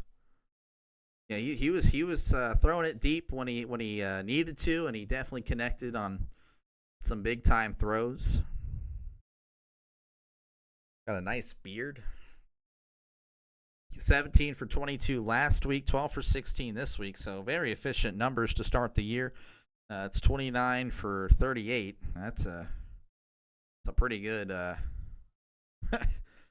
What is that? That is a little above 75% completion percentage.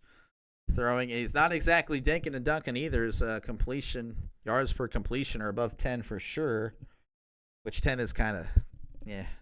Nowadays, I guess that's standard stuff, but years ago, it was like 11 or 12 yards per completion. That was the average. 4th and 8 here for St. Louis. They're going to have to punt it. It's off. Short punt. Fielded at the 43, and he's met immediately. And there is a flag on the play.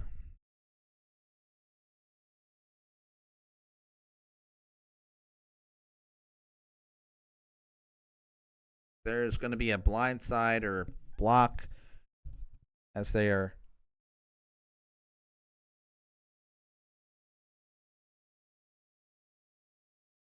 Looks like this may be on San Antonio.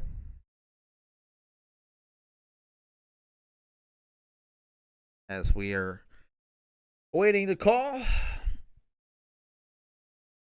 making things harder for San Antonio is indeed San Antonio. They can't get out of their own way.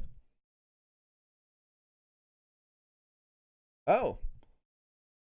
So the referee that threw the flag was overruled. Interesting. Trying to make things interesting, I guess. I don't know. They were literally just saying, yeah, no, definitely a flag. And then there's a period of silence, and then no foul. I mean, they do definitely. They were literally about to go to commercial, and then they just ran a play, and now the play is dead. I don't know. I've been dealing with some of the worst production issues. Okay, now the refs are coming back on the field to say it's going to be immediate timeout. What the heck? If you've been watching any of my Pirate streams, you've been like knowing I've been complaining with the Pittsburgh production. It's terrible. They are literally, they're coming back from break, and it's already like a 1-1 count.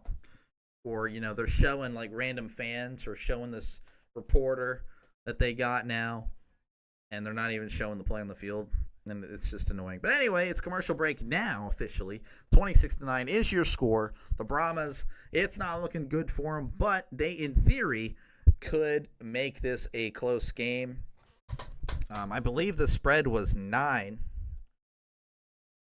9-point spread. I don't know, Philip, if you're still there, you could let us know what the spread was up for you. I imagine you're. I don't know, unless you did a straight up game, you know, that's also doable. So that is still in play. An 8-point play would definitely meet the 9-point spread. So I don't know. I guess it would be a push. Usually it's always a half. I don't know why it was a flat 9. So, but yeah, 26-9. Looks like the Battlehawks are going to move to 2-0, and the Brahmas are going to fall 0-2. But again, you never know what can happen. All I'm saying is it's unlikely that the Brahmas come back and win this game. They've just looked really lethargic, you know.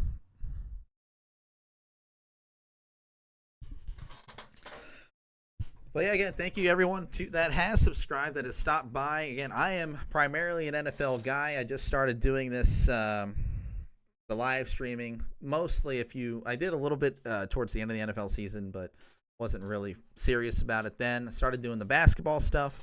Once football is underway in August, I assure you I will be doing every live stream possible. We want to, my goal, I have a goal of a subscriber goal. I got to meet it by December. I'm hoping that that'll be met. 8.5. I took the money line at -400. Okay.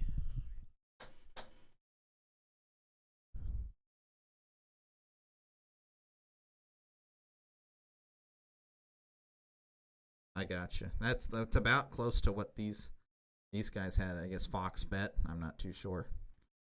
Okay. 8.5. So you should be fine. I'm not gonna say it's not over. As you know, 17-point game and the 9-point play is possible. So there is actually a false start of San Antonio.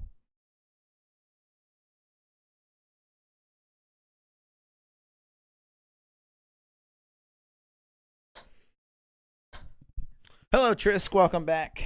You're missing. I don't know. It's not a blowout, but 17-point game. But San Antonio with the chance here as they get the ball. As we had a throw, it is just flat out dropped by Harris of San Antonio. He took off without the ball. That's the problem. Looks like a lot of Deontay Johnson, really. I cannot stand Deontay Johnson. That was a Deontay Johnson type play for sure. All right, 2nd and 15. The clock again continues to run, so incomplete passes it doesn't mess with the clock at all until the 2-minute warning. 2nd and 15, 3:35 and counting. Mon back to pass. It's going to be caught by number 13. He tries to get out of bounds, and he does. That's a quick 6 or 7 yards. San Antonio going right to left on your YouTube screen to mention that. There's always a lot of weirdness, always when the spread is involved. I know. It's ridiculous. It's ridiculous. 3rd and 9. Mon back to pass. Check down pass is knocked away. Number 13 put his hands up. He didn't like where that was going, I guess. He kind of was free up on the top of the screen. So it's 4th and 9. Clock again continuing to run. Funny but true. Yes, always. Always makes it feel like it's scripted, and that's what's stupid. 4th and 9. At the 43, they need to get to the other 48. There's a lot of movement up front. There is flags everywhere, but is it a false start or is it on the defense?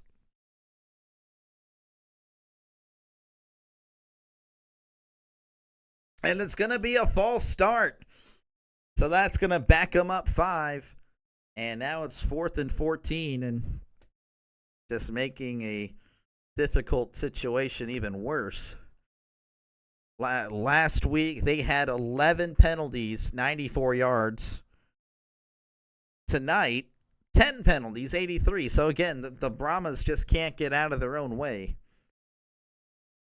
17-point game, 4th and 14. You had a feeling this is the ball game here. This is the ball game, and we're not going to. And we're going to have another stoppage of play here.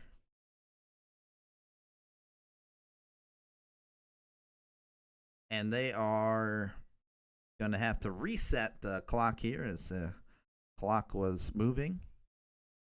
The clock will start on the snap.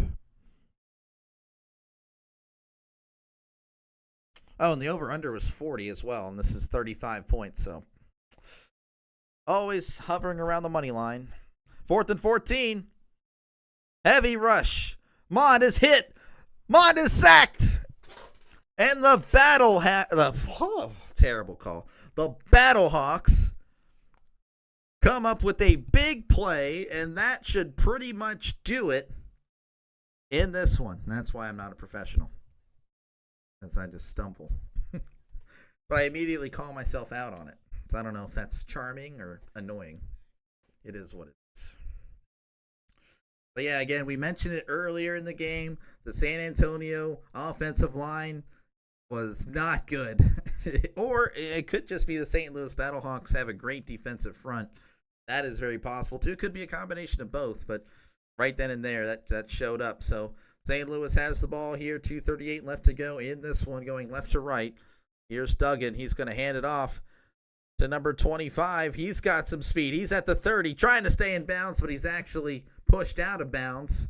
That's going to stop the clock.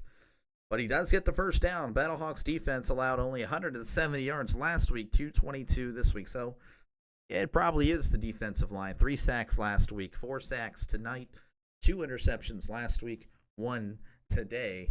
So, yeah, I would say the Battlehawk defense is really good. Again, you've seen their style on offense is a ground and pound approach. Usually, that means you have a really strong defense you're trying to complement. That's usually how it works. 1st and 10 here, handing it off to number 25, and he's actually going to lose about 4 yards there, and that's going to take us to the 2-minute warning with your score: Battlehawks 26, Brahmas 9. What the heck is a Brahma? It's like a goat and is not the greatest of all time.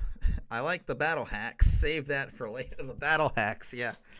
Well, if they are ever caught in a cheating scandal, or they're just not good, I guess one or the other. The Battlehawks. The Boston Bruins are losing. Sorry.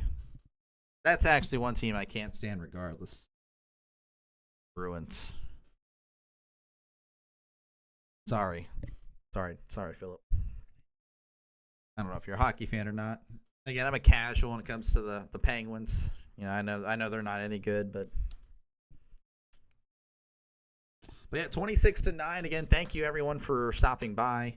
I'll stick around for a little bit after, but you know, if there's not much conversation, then I'm gonna dip out. But again, feel free to subscribe. I plan on doing at least one UFL game a week. And again, you can let me know. Reach out, comment under one of my videos or whatever. Let me know what game you'd want to watch. And whoever gets the most comments, or if no one comments, then I'll just decide, I guess. But most likely cannot do Friday nights, as that's a guaranteed work day I have. I would say until about June, which is when the UFL ends. So yeah, I don't think I'd be able to cover any Friday night UFL games, but definitely for Saturday night, Sunday night, if there's no plans going on with, my wife or just life in general. I don't know what's day-to-day stuff, but of course I may be called into work. I work at a radio station and kind of do a little bit of news, sports, stuff like that. I don't know if I have to get commercials. It's just a whole thing. I don't know what I'm doing on a day-to-day thing there. But yeah, I'll definitely feel free to. I'll definitely call as many UFL games as I can, and I primarily want to get involved with the NFL. I may be I don't know. I have some ideas on some YouTube videos, so hopefully they're entertaining. We'll see. Right now I'm doing a video game thing with MLB. But anyway, we're returning to action. It is pretty much garbage time here, I would say. 2nd and 15, 1:59 to go. Handing it off here to number 25, and he's going to fight forward for about 2 yards. Not exactly trying to have any urgency here, as San Antonio takes their final timeout to a parade of boos. And they're showing some more clips of the St. Louis Battlehawk defense that have just pretty much suffocated this offense. This offense was already struggling as they didn't put up many points last week. And if I can remember, I think there was only 3 points, 6 points, 9 points last week, 9 points today. So pretty consistent offense, though maybe not in the way that would be a positive.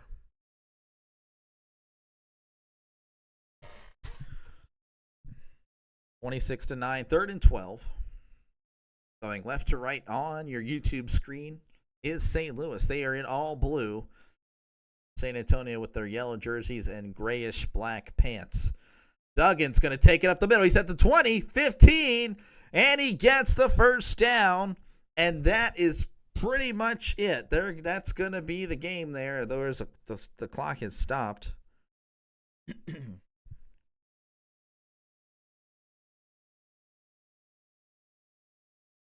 I don't know what's going on. I don't know if the clock has stopped still or whatnot, but Max Duggan, former TCU Bulldog, have played in the national championship, and they are in victory formation. So I'm pretty much going to call it right now. Philip, you're going to win some money here. Battlehawks winning 26-9 is your score. The Battlehawks are going to move to 2-0, and I don't know if there's a standings here. Not many teams. So in the UFL, DC and Arlington. So the DC Defenders are going to be 2-0. Arlington Renegades 2-0. St. Louis, they're going to move to 2-0 as well. The Brahmas obviously are going to fall 0-2, and the USFL, the Michigan Panthers at 1-1. The Birmingham Stallions. Oh, you can't see that. My bad. Birmingham Stallions at 1-1. Houston Roughnecks 0-2, and the Memphis Showboats at 0-2. But yeah, that's going to do it for me. If you guys want to chat about whatever, it's fine. But if not, I will probably bid you adieu and see you next time. I will do everything I can to call tomorrow night's national championship game. Feel free to hang out again. You know, it doesn't have to just be Philip and Trisk. It could be other people. You guys can always chat. But that's nothing wrong. Nothing wrong if you don't want to. But hopefully you subscribe for more live streams and more content. So if you guys got nothing else, I will probably head out. Thank you everyone for tuning in. And thank you for everyone. Definitely thank you everyone that subscribed. That's awesome. See, it went up a little bit today, so thank you. I crossed the 50 subscriber mark. That's always a nice milestone, but we're on to the next one. Arlington has pretty cool uniforms. They do. They were the Renegades, right? Yeah. They should be called the Dallas Desperados though, because of the old arena team. That's a cool name, Dallas Desperados. So, but yeah, that's the game. So I don't know if you guys just want to stare at a ugly guy or not. That's up to you guys. Or again, feel free to chat about whatever. I'm not gonna turn you guys away if you guys got nothing else to do. I don't mind. But if you guys gotta go, you gotta go. That's fine with me. I may have to cut a YouTube video. So.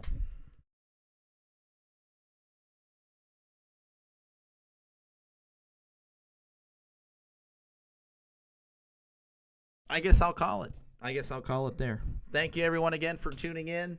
I appreciate you. If you haven't subscribed, feel free to subscribe. Definitely helps me out. And I'll see you guys tomorrow if you guys want to tune in as I call the national championship game. I'm going to definitely try to. Between between Florida and Houston should be a good one. So I'll see you guys in the next one. Y'all have a great night. And I hope your team wins unless they are playing my team. Hope they lose, obviously. Peace.